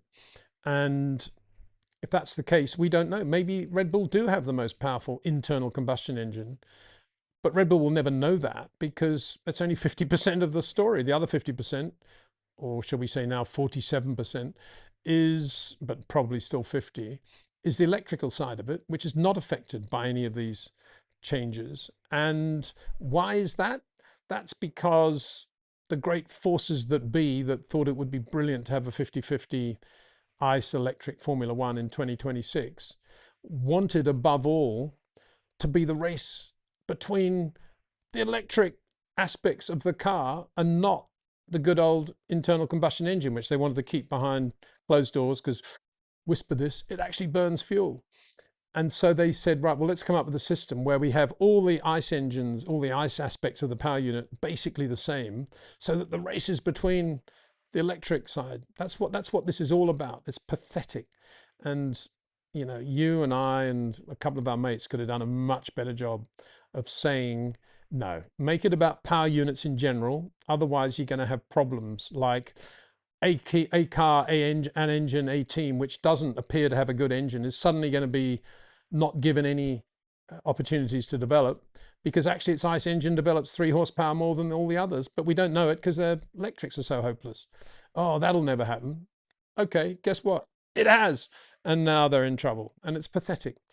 And that's, again, that's not the FIA. That's these, you know, whatever force it is that said we've got to go to 50-50. We can't have, you know, MGUH. We can't do any of these things that made the car sanitary to drive. We can't continue where we are in 2025. We've got to have all this electric power.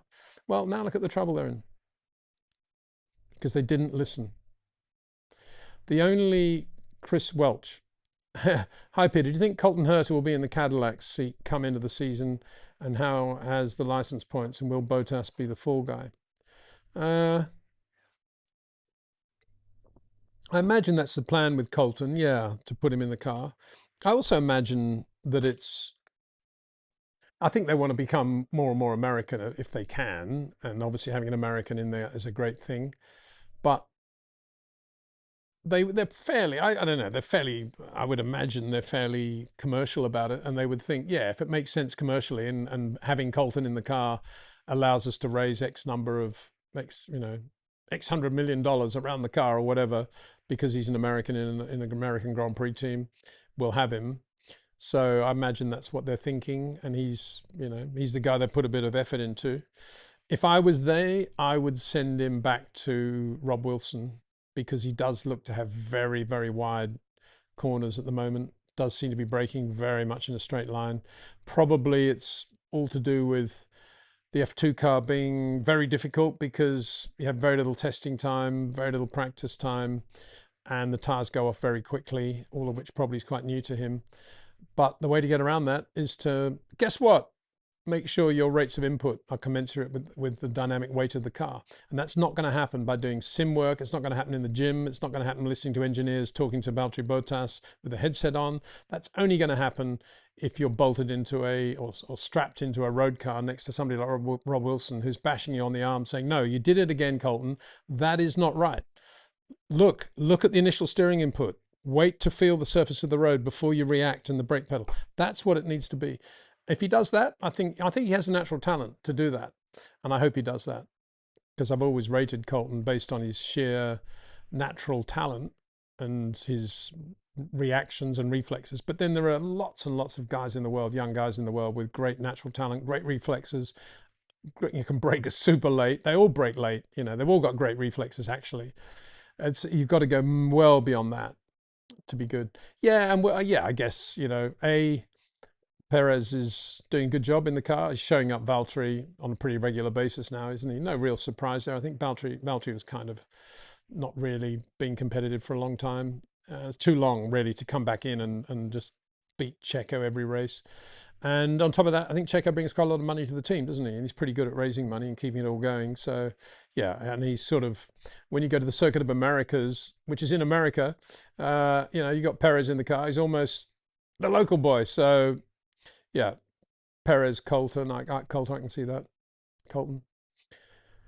Neil Williams, when Ferrari signed Lewis, my feeling was that they needed his experience to help build the team into a winning position and then transfer that knowledge to Charles. What do you think?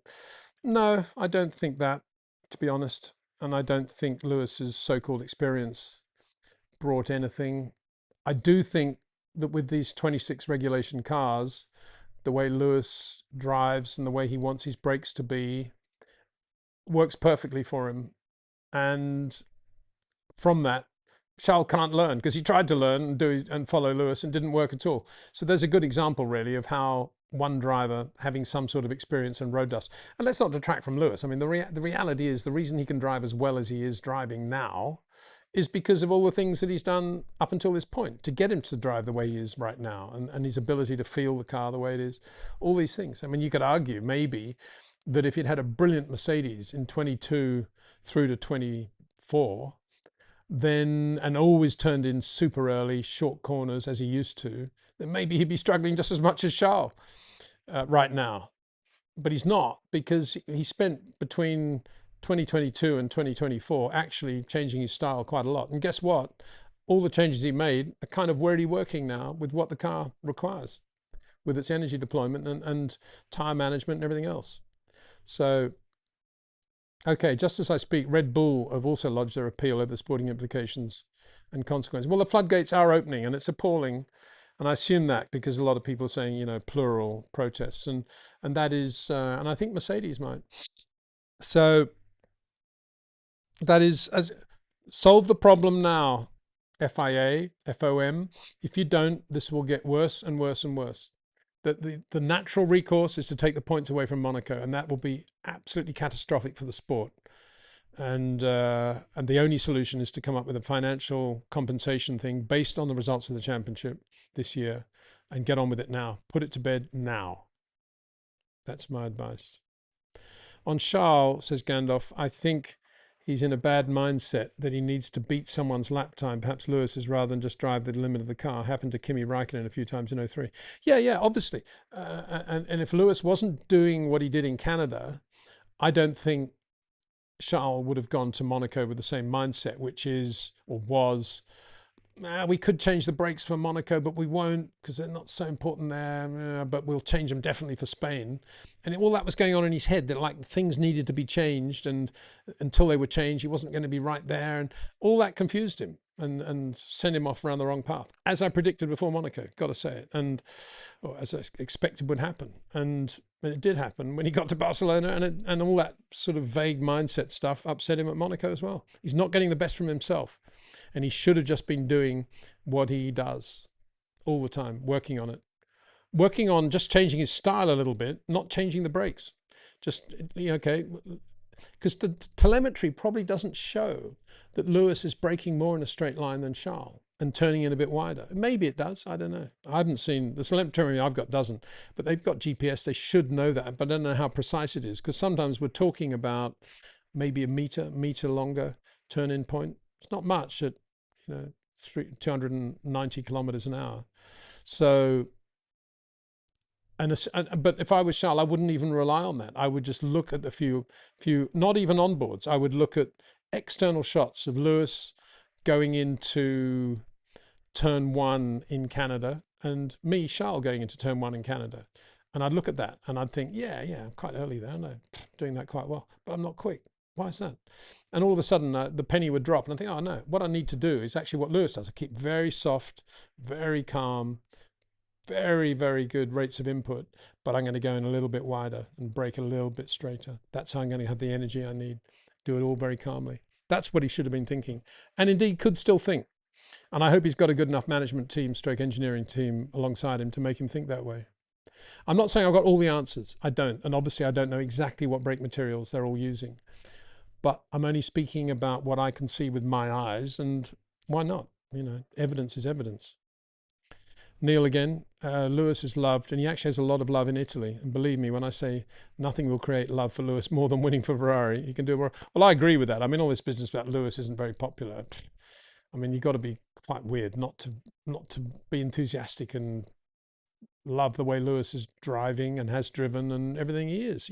What's wrong with Lewis Hamilton? He's a lovely guy. Yeah, okay. Actually, to be honest, I quite like this. I thought at first I was trying to put on my sort of, I don't know what, Henry Longhurst cap and think, what are they doing wearing these ridiculous clothes coming into the paddock? But actually I see now it's become a bit of a fashion show, isn't it, with all the drivers and all the different clothing companies they have. And the fact that Lewis doesn't care and he just walks in wearing a lilac linen baggy suit, I think is very cool. Just waves to the mechanics and keeps walking. We want that. What's wrong with that? We don't want everybody the same. I think it's very good. It's very, it's like Tommy Fleetwood. Look at baggy pants he's wearing now. Good on him. I love it. I love all that. And Lewis he's a pioneer. Of course he's a trendsetter, but he's a pioneer of going outside the box. and not caring about other people. I think it's a great thing that Lewis has done. You know, he doesn't care what people think or say about him. He just carries on and does his own thing. Car's too complicated. Well, I agree with that 100%. Get rid of the aero, get rid of the electrics, get rid of the auto shift. Let's go back to manual H-pattern gearboxes. You can have 8-speed if you like, make it fun. Get rid of the carbon brakes. Yeah, just make them proper race cars again. Moop, next track is a weak Hamilton one. Is it? It's just not much of a racetrack, so it doesn't say much about Lewis. But you're probably talking about in terms of results, I would think. So I predict, sadly, Antonelli will just increase his lead. Really? I think I can see Antonelli, just by the law of averages, having somebody taking him out in this race, this next one. I hope I'm wrong, but you know, first corner, third corner. Got to keep remembering it's the third corner in Austria, even though it's actually the second corner. I mean, the second corner is that left kink, isn't it? Which is not really a corner. I suppose it puts you slightly, no, you can even take it offline. So what's the point of calling it a corner? But at least then Hamilton has his strongest track of the year to keep the confidence high, which of course is Silverstone. Yeah, I'm not a fan of all that stats of results and, oh yeah, he's strong here, he's not there. I mean, to me, if you don't have a great record in Austria, it's usually because somebody's run into you or you've run into somebody else. And that's not motor racing, is it? I'm going to like this one. I can already see I'm going to like this question. Jez James says, hi, Ari Vatanen said that driving in the zone is like a top pianist playing the piano with their eyes closed, and the thrill comes to a jet pilot landing on a carrier at night. Wow. Good for Ari. And I would add, it is Ari Vatanen on, I don't know, let's call it, yeah, we'll call it the Rally of Finland. On that last stage, yeah, it's Ari over a blind brow in top gear, knowing that when he lands, the road is going to the right and he's got to get the takeoff angle and position on the track, on the dirt, the gravel, absolutely perfect. And he could do that with his eyes shut. Once he's done it, he could just shut his eyes and land perfectly. I actually felt that a little bit with Terry Newell when I did that stage with him in the Rally of Finland. It is almost, when you've got it perfect, of course you can almost shut your eyes and just do it. And at a very, very low level. And this, I'm not saying in any way that Jack, my son, is going to be anything more than just a good golfer. I don't want to go any down that path, but he's pretty good now. And a couple of times recently, I've said to Jack, well, just try that with your eyes shut. Or don't look at the ball here, just look at that point over there or whatever we're doing. And he can still hit the ball absolutely perfectly with the eyes shut, or not, or with the eyes open but not looking at the ball. And that's no surprise, because if you've got everything else right, the platform is right, and you're keeping everything stable, and you're doing it, all your inputs are correctly rated. Of course it is. And that's, I love those analogies. I mean, the thought of Ari Vatanen landing a whatever Corsair on an aircraft carrier in 1943. Wow, I'm sure he would have done a nice job. Yeah, and that's why Carlos Reutemann always used to refer to rallying, because rally drivers, I think, are more exposed to that feeling maybe than racing drivers, because they have to be so creative all the time, all the other variables that can come into play. Racing drivers, of course. By the way, the reason I keep bashing, you hear that noise, is because of my RAC watch, a beautiful watch, which I keep bashing on the table all the time. But anyway, there you go. At least you know what it is. And they have to keep, racing drivers get in the zone, but it's a different sort of zone. It's a zone of perfection. That's the thing from the rally driver. It's a zone of perfectly managing all the variables, if you see what I mean. That's why Carlos used to love, although he was very good at when he was in the zone, excellent, as good as anybody on the planet, he loved the variables, the way the rally drivers handle the variables, the fog and the rain and the mud and what was coming over the next brow, and he loved all that. So there you go. Jez James, you said the 14B Williams was the most advanced car of all time. I think you may find the 15C was the most advanced. Also, why is it more advanced than the latest cars given technology evolves? Well, because the 14B actually, for the 15 in 93, they changed the regulations aerodynamically, and it didn't have exactly the same wing dimensions as the 14B. So the minute you start crimping the regs, oh no, the wings have to be smaller here, you know, that by definition means the 14B was the most technically advanced, because it actually had more scope to do what it was doing. And of course, as we evolve over time, the put another way, if you'd put the wings of the 14B on the 15 would have been a quicker car. So therefore the 14 was, with the wings it had, was the most technically advanced. And if you, what was the other question? Oh yeah, and technology advancing things. If you just let technology evolve without any, without curtailing it in any way, of course, it will become more and more advanced every year. But the problem is Formula One continues to put handcuffs around many areas of technical development. And the 14B, in my mind, was the least handcuffed, technically advanced car of all time, because it had traction control, it had ABS braking, it had obviously the paddle shift, it had pneumatic valves, it had a million things, some of which we still have. Active diff, which we have still, pneumatic valves we have still. But all those things were on the 14B. Active ride, obviously, as well, which I forgot to mention. The most important thing, probably. Oh, well, not probably, for sure. And none of those things, there's about 5 things there I mentioned, are not on today's cars because they're not allowed. So how can today's cars be more technically advanced than a 14B? Now, if you think something like 6-wheel Tyrrell, well, that was technically advanced. Well, was it? Was it actually technically advanced? It was very abnormal and it was different. But was it a breakthrough technically? Not really. It was just trying something to see what happened, really, wasn't it? And they came to the conclusion, as we all did when the car was first launched, that it would have been better actually to have had smaller rear tires because the drag was the same from the rear tires. And that's why the Williams 6-wheeler was banned, because that did have front wheels at the back, 4 front wheels at the back, and obviously front wheels at the front. That was super quick in a straight line, so they banned it straight away. But that's, again, that's not technology. That's just, wow, that's lateral thinking. Technology is things like traction control, ABS, active ride. That's technology. And the 14B was the last true expression of that, given that it was, after that, they started to put handcuffs on various aspects of the aero. And then obviously in 93, they banned everything for 94 anyway. All the active ride, all the electronic stuff. That's why I say that. Nice super chat here. Greeting from Morocco.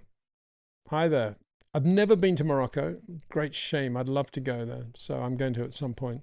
Did you see the translated Arabic commentary for Sir Lewis Hamilton's win? It brought a tear to my eye, especially after the rough times he had to endure. No, I didn't. But what a nice thing to point it out. Thank you very much. Good. Well, I mean, I found it very emotional when Lewis crossed the line. Indeed, I was doing the live chat for members. And if you'd like to take part in our live chat, which is a bit like this, but we do it over the race as it's happening live, please do so. For members, you can join as a member quite easily. Just press that join button. Not expensive, he says glibly. And I was quite emotional when he crossed the line. I was emotional when Kimi crossed the line at Monaco. I was emotional when Lewis crossed the line. I can't handle all this emotion. I've been watching too many episodes of Bonanza, I think, quite obviously. Speaking of which, Dan Blocker, what a guy, what an actor. You can only play Dan Blocker, of course, and Haas in Bonanza, but he did love motor racing, and he was at the Indy 500 a few times, and he was a great guy. And very sadly, just went for a fairly standard gallbladder operation and didn't come out of hospital. And what a shame that was. What a crying shame. Lovely guy. And there's a lovely, actually, I was talking to Rob Wilson about this. Last time I spoke to Rob, it was only last week. And we were talking about, I was talking about Ulf Nurender, that's right. The Swedish, very, very wealthy Swedish sports car driver, Formula 5000 driver, not very good, but used to have very nice cars and used to stay up all night at any given weekend of racing and then douse himself with a bottle of aftershave to wake himself up as he walked to the track so you could smell him a mile off in the pit lane. Not a bad smell. And I was talking to Rob, I can't remember why the subject of Ulf Nurender came up with Rob, but anyway, he said, oh, that's like, that's right. I said, and he lived in this massive, massive area of Sweden, and you get to the beginning of his property, and 3 hours later you get to the house, sort of thing. And Rob just said spontaneously, oh, that's like that episode of Bonanza when Hoss is with some girl, and they're on the back of this, on a carriage, and the girl says to Hoss, so when are we going to get to the Ponderosa, Hoss? And Hoss said, well, We got to the Ponderosa 2 hours ago. We're going to be there in about 20 minutes. Similar thing. For Rob to be remembering that was just brilliant, I thought. Anyway, how did we get onto that? Dan Blocker. Jim Garner was another, wasn't he? Jez James, do you think all the drivers would drive in Formula One if they didn't get paid? If not, who do you think wouldn't? Oh, Max. If they didn't get paid any more, or if all the money was taken away from them and they weren't going to earn any more in the future, that would be a good one, wouldn't it? I think Max is one. I think, let's think. I think most of them would, actually. To be honest, I think most of them would. Maybe not Lewis. Although he'd like to finish the year and beat Charles, wouldn't he? Even if he wasn't getting paid for it, he'd like to prove that point on the basis that he's already got a lot of money. But yeah, I don't think Lance Stroll would be doing it if his dad didn't pay for all the bills. So there's one, I guess. Who else? Anybody of that ilk? I don't know. Not really. I think most of them would drive still. They're all racers, ultimately.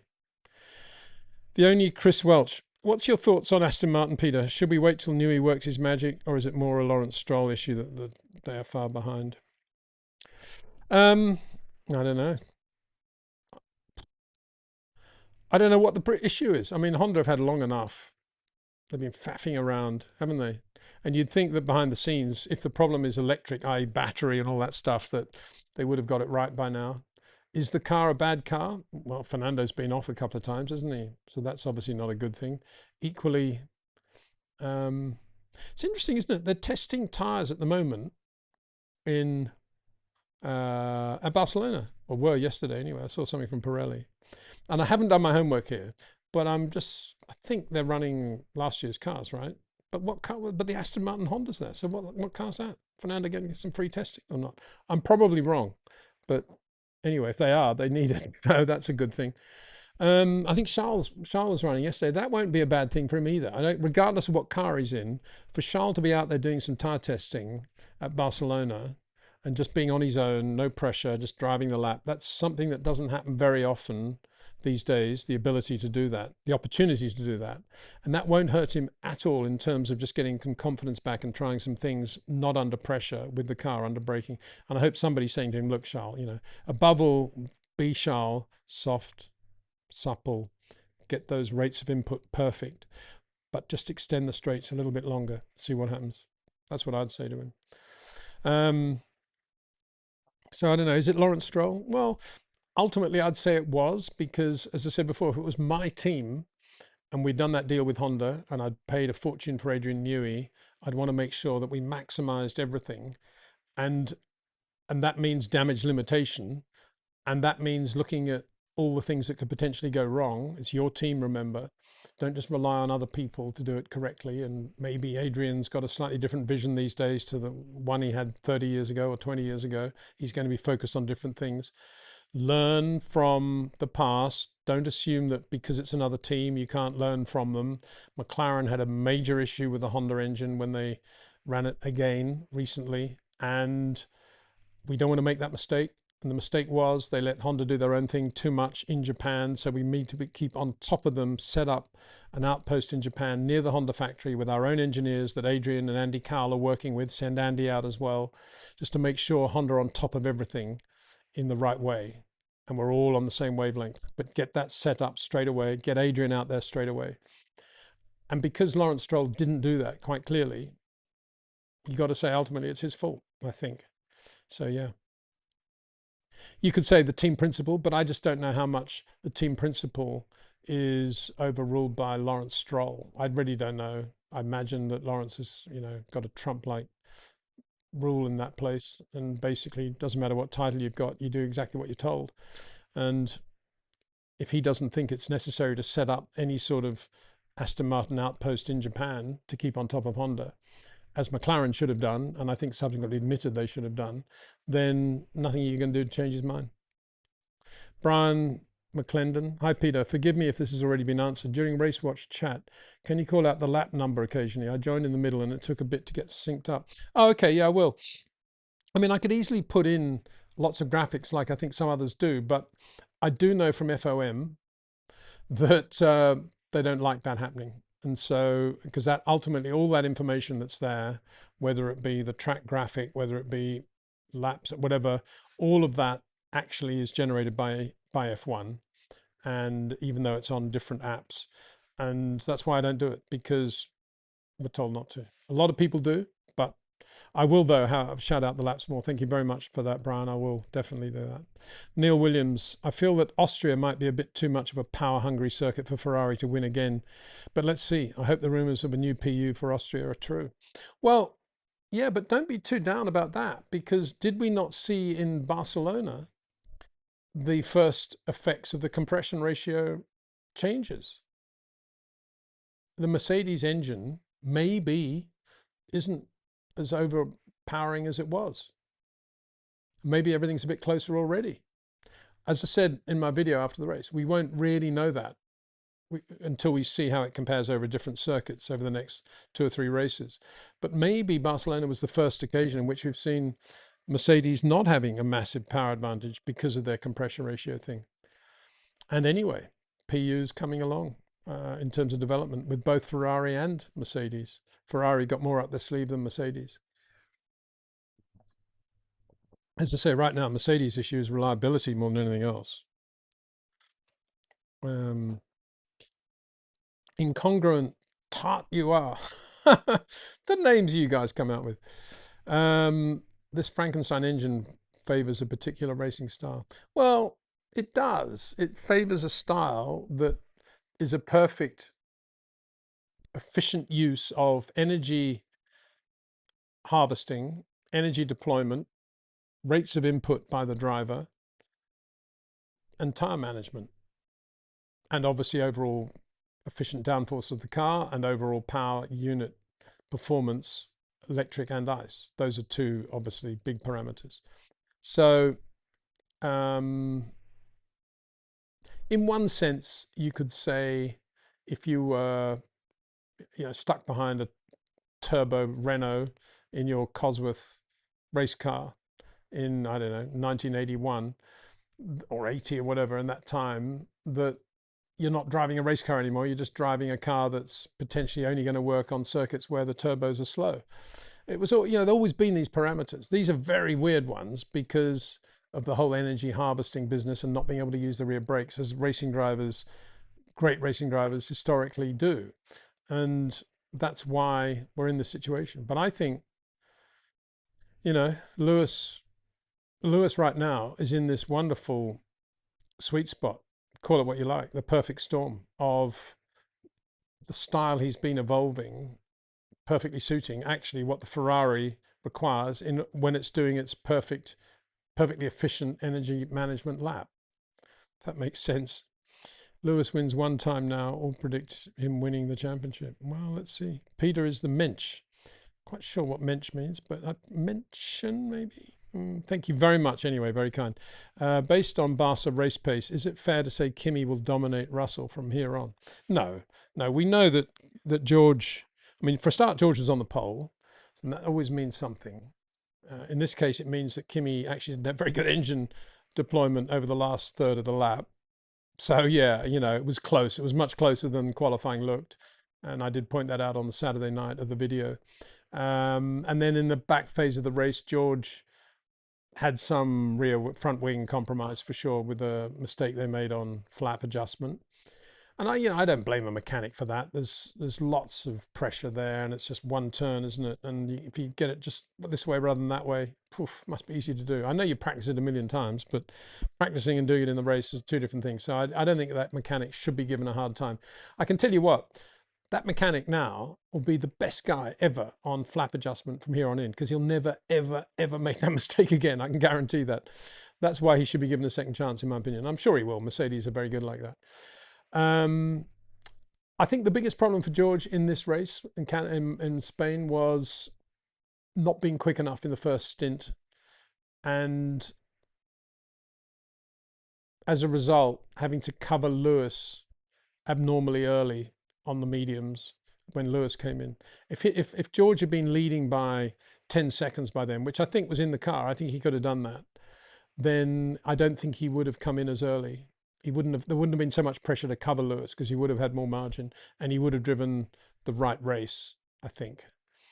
And as it was, I think he was driving a pace that was the pace he felt was correct in terms of extending that opening stint as long as possible on the mediums. And when Lewis came in, they thought, oh no, they got into a panic and, oh, we'll cover Lewis now, and brought him in. And that was not the way to do it. The way to do it in Barcelona, in my opinion, is just go quickly from the start, because the stints are always going to be pretty short. So if they're going to be short, you want to make sure you got enough margin. And I think that's the mistake. And I'm surprised that George didn't if that was the regulation from his pit, that was the pace he was running. I'm surprised he didn't overrule that, because it was pretty clear early on that George was not building up enough margin over Lewis, or Kimi for that matter, and that was the time to do it, because Kimi was stuck behind Lewis. That was the mistake George made, I think.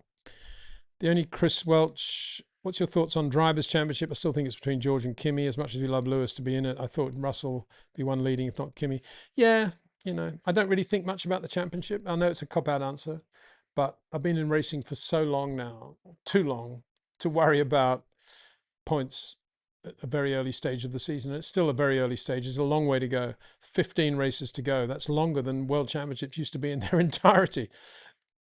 So, let the races happen one by one. My gut feeling, I haven't changed, is that if there's going to be a Mercedes driver, and I think there will be, I think it'll be George. and the same for Ferrari. I think if there's going to be a Ferrari driver, it will be Charles over a season. But I think it will be Mercedes that'll win the championship still. Excuse me. It'll be close, but I think George will win it. E7 suspect. Adrian Newey has to be regretting turning down Ferrari for Aston Martin. Well, on the basis that he knew what he was doing, i.e. going to work for Lawrence Stroll, because he's not that stupid, he knows what Lawrence Stroll is like and how he wants to live his life and run his team.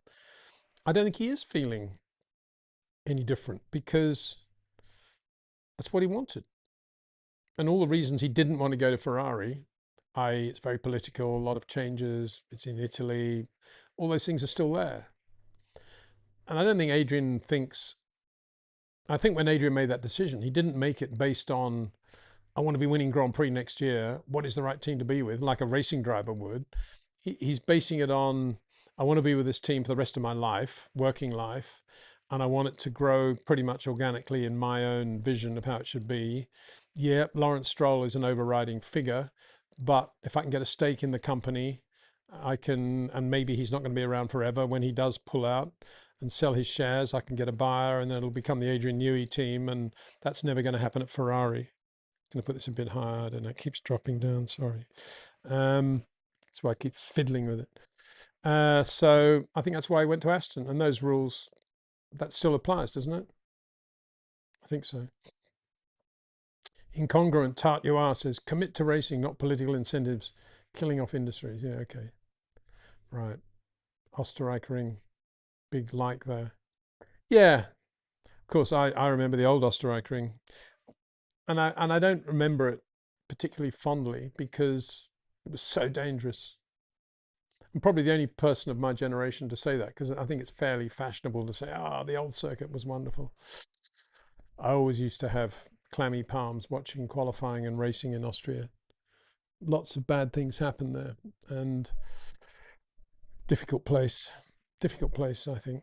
I had one of my worst hotels ever there as well. I was working for David Phipps at the time, lovely guy, photojournalist. He was the man that invited me to come over to England and work for him in 1972.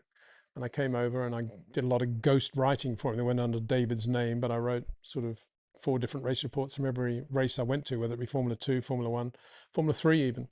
Wonderful.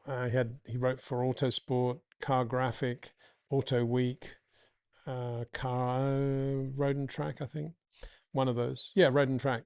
I wrote quite a lot of profiles. Actually, they came out under the pseudonym of his wife. Anyway, and 72, I went to that race, and we stayed in some, I mean, it wasn't I've got these visions. It's sort of Edward G. Robinson type, dark, wood structured, old house in the middle of nowhere, with cobwebs and creaky stairs and lots of weird noises in the night, and some very old, scatty lady in black sort of showing us around, her face covered in a mask. It's probably some of it is imagination by now, but we definitely stayed somewhere like that. It was somewhere outside Zeltweg, and I remember I was pretty scared, actually. Got to say, it's a lot different today. I think the Matishit's family own 4 or 5 unbelievably mega hotels in that area now. Great. Right. Neil Williams, what about all the people who were saying Vasseur should get fired for not securing Newey's signature? Well, I don't know if they were. I always said there was no point replacing Vasseur because the damage is done now. He didn't get Newey, so whatever they're doing, they carry on. And whoever they replace him with isn't going to get Newey either. So what's the point of replacing Vasseur? And I never called for his being fired. But I do think Ferrari made 2 mistakes. I've got to say it. I still think, and people are going to think I'm mad because you're going to take this out of context, but I still think they didn't need to replace Carlos Sainz with Lewis. And if they had Charles Leclerc, Carlos Sainz now, probably they'd be doing very well as they are. Because don't forget, Carlos was quite capable of winning Grand Prix too, very well. Maybe he wouldn't have driven the race Lewis drove in Barcelona, but he wouldn't have been slow in other places, and his style would have suited the 26 car really well. Braking in a straight line, wide turning. And also, I think they made a mistake not getting Adrian. So what I'm saying is, if they put all that effort into just getting Adrian and restructuring everything around Adrian, and it was Carlos Sainz, Charles Leclerc, Adrian Newey's been there since 2025, I think the Ferrari right now would be a pretty quick car, don't you? That's my opinion. I'm not saying that it's terrible now and that they've got a bad team. They've got, I think, Freddie Vasseur, given that both those 2, in my opinion, mistakes were made, they've done a pretty good job now, starting to really come right. But again, I think a lot of it is due to the 26 regs. And I'm not sure that if the 25 regs had continued for another 3 years, if Ferrari would be where they are right now. Maybe they would. I don't know. We'll have to see. But, well, we won't have to see. We'll never know. It's hypothetical. But anyway, Ferrari doing a great job right now. Lewis doing a fabulous job right now. Would Adrian Newey be an asset to any team still? Answer, I think yes. Not think, yes. Antonio Drive Gym. That's a good name as well. GYM. Hi, Peter. Hamilton last stint in Barcelona was impressive. In your opinion, is it possible that he had some extra power from power management or new fuel from Shell? Same happened in Q3 for the first time. No, I think it was the compression ratio changing the way the Mercedes performs now. I think it definitely was. I say definitely. As I say, I'd like to see a couple more races before I really go firm on that opinion. But I think that's what we saw. I think we saw Mercedes not as powerful, or maybe as much torque, whatever it is, something in the ICE that is not as good as it was since they've had that compression ratio change, and they're running legal compression ratio. Oh, shouldn't say that. Prescribed compression ratios. So there you are. Incongruent Tart says FIFA out, FIA out. Well, before you say FIA out, who are you going to replace them with? The guys that have come up with this new Formula One, i.e. the teams and Liberty? Think about it. Dustin Hudson, quick drivers struggling with these cars have to relearn how to... Oh, we've said that. Okay, let's not repeat them, eh? Neil says, I have a theory that it wasn't the ground effect era that didn't suit Lewis, but what actually happened was that Mercedes stopped listening to Lewis as they started to focus on George. Maybe. I doubt that being the case. I mean, there was a moment when Lewis wasn't very comfortable in the cockpit, but a lot of that was tied to the bouncing of the car. And if you think about that time, it was only that. I mean, for 2 years at least, it was only how to have a quick car without the bouncing.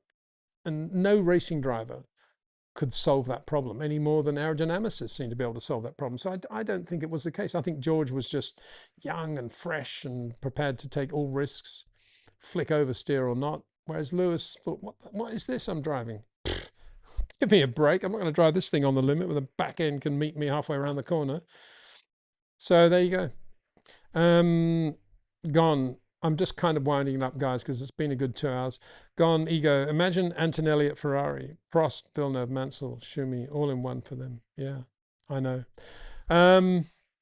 It was, it's not beyond the realms of possibility, is it? If Kimi has a good time at Mercedes for a couple of years, wins a championship or two maybe, and Ferrari then offer him the drive, the first Italian to win a world championship at Ferrari since what? I guess 1953, Alberto Ascari, would it be? Yeah, I think so. So, and even then, that was a Formula 2 car. So did that count? I'm only joking. I know how good Alberto was. Dennis Jenkinson always said he was better than Fangio, quicker than Fangio anyway. So, yeah, I think he'd find it hard to resist that, wouldn't he? Wouldn't that be amazing? Brilliant. Okay. Wilf's Wanderings always finds a nice way to bring my shows to a close. And this is why. Hi, Peter. Another random Jim Clark, if you please. Love the lawnmower one. All right. Jim Clark and Jim Clark and Sally Stokes and Mike Spence and Colin Chapman all fly to Clermont-Ferrand, into Clermont-Ferrand in a private aircraft in 1965, Colin's flight actually, in 1965 for the French Grand Prix, to be held for the first time at Clermont-Ferrand in the mountains, as you know, lovely place, headquarters of Michelin. And they're in the terminal and they've arrived, and there's a big kerfuffle going on at the other end of the arrivals lounge. And I don't know who, let's say Mike Spence, wanders up while they're just sorting themselves out to see what the kerfuffle's about, and runs back and says to Colin and Jim, wide-eyed, "You'll never believe who's up there." And Colin says, "Who?" He says, "Yuri Gagarin." And Colin says, "What, the astronaut, the Russian cosmonaut?" He says, yeah, he's up there now. So they all run up, Colin, some of the baggage stays with Sally, and Jimmy and Colin and Mike Spence run back up to the other end of the terminal. And there, sure enough, is Yuri Gagarin. And he's surrounded by media and the press as it used to be called in those days, not the media, notebooks, the odd box brownie camera. And he's there in the middle of it. And Jimmy and Colin are sort of pushing their way to the front to see him talk. And he's talking away, and his eyes go slightly to the right, and he says, "Jim Clark." And Jimmy's very embarrassed and sort of smiles and waves, and Gagarin continues. And then eventually they stay for 5 or 10 minutes listening to this. They've got an interpreter, obviously, for Yuri. And then eventually Yuri comes over, or Colin goes over and shakes his hand, and the interpreter's there, and they chat away. And they say what a fan they are of his, and congratulations on what he did. And he said, "Oh, I watched you. I watched Jim Clark. He's my hero," and all this stuff.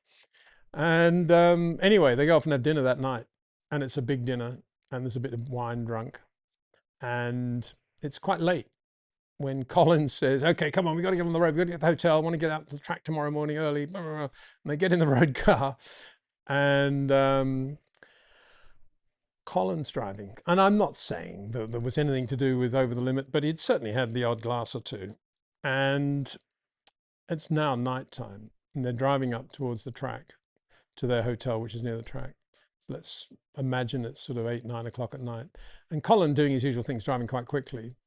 I think he's in some sort of Ford Zephyr, and loses it and goes off a slight bank and slides down, and the car hits the sort of bank, not that hard, but it's a bit of a drama. And of course, in those days, nobody's wearing seatbelts, and it comes to a halt, and Colin's already trying to spin the wheels and get the thing going again. And Jimmy looks around, and Sally has got a cut on her forehead. Something's hit her in the impact, and it's not serious, but there's blood. Jimmy looks at her and faints. He just faints like that. He just can't stand the sight of blood and faints completely. And they eventually bring him round and nurse him a little bit. And Colin eventually gets the car back on the straight and narrow. And they get to the hotel, and they put an ice pack on Jimmy, and they bandage up Sally. And Jimmy goes to the track the next day, and he gets the pole, and he sets fastest lap, and he wins the French Grand Prix. That's my story. Okay. Right. Thank you to everybody for being a part of this. Absolutely wonderful. And what else we got to say? I'm going to do another live stream before Austria, which will be more of an Austrian Grand Prix preview. I hope to get Mark Slade, who's been a bit under the weather ever since going to Barcelona. And it's not to mean under Barcelona, the effect, no, he got flu of some sort, and so he's virtually okay now, so we'll hopefully have him on the show next week, is what I'm trying to say in the live stream. Probably, maybe not Wednesday. I think I've got something on Wednesday. I've got the parents meeting for the school end of term here, so I've got to go to that. But so maybe a Tuesday or a Thursday, I'll let you know, and I'll try and fit in with Mark on that much. I'll let you know as much in advance as I possibly can. And yeah, in the meantime, put out a few shorts from this, probably not shorts not YouTube shorts, but short versions of little nuggets maybe from here. See how we get on. But in the meantime, have a great weekend. Thanks for watching. Thanks for your questions, and see you next week. Take care.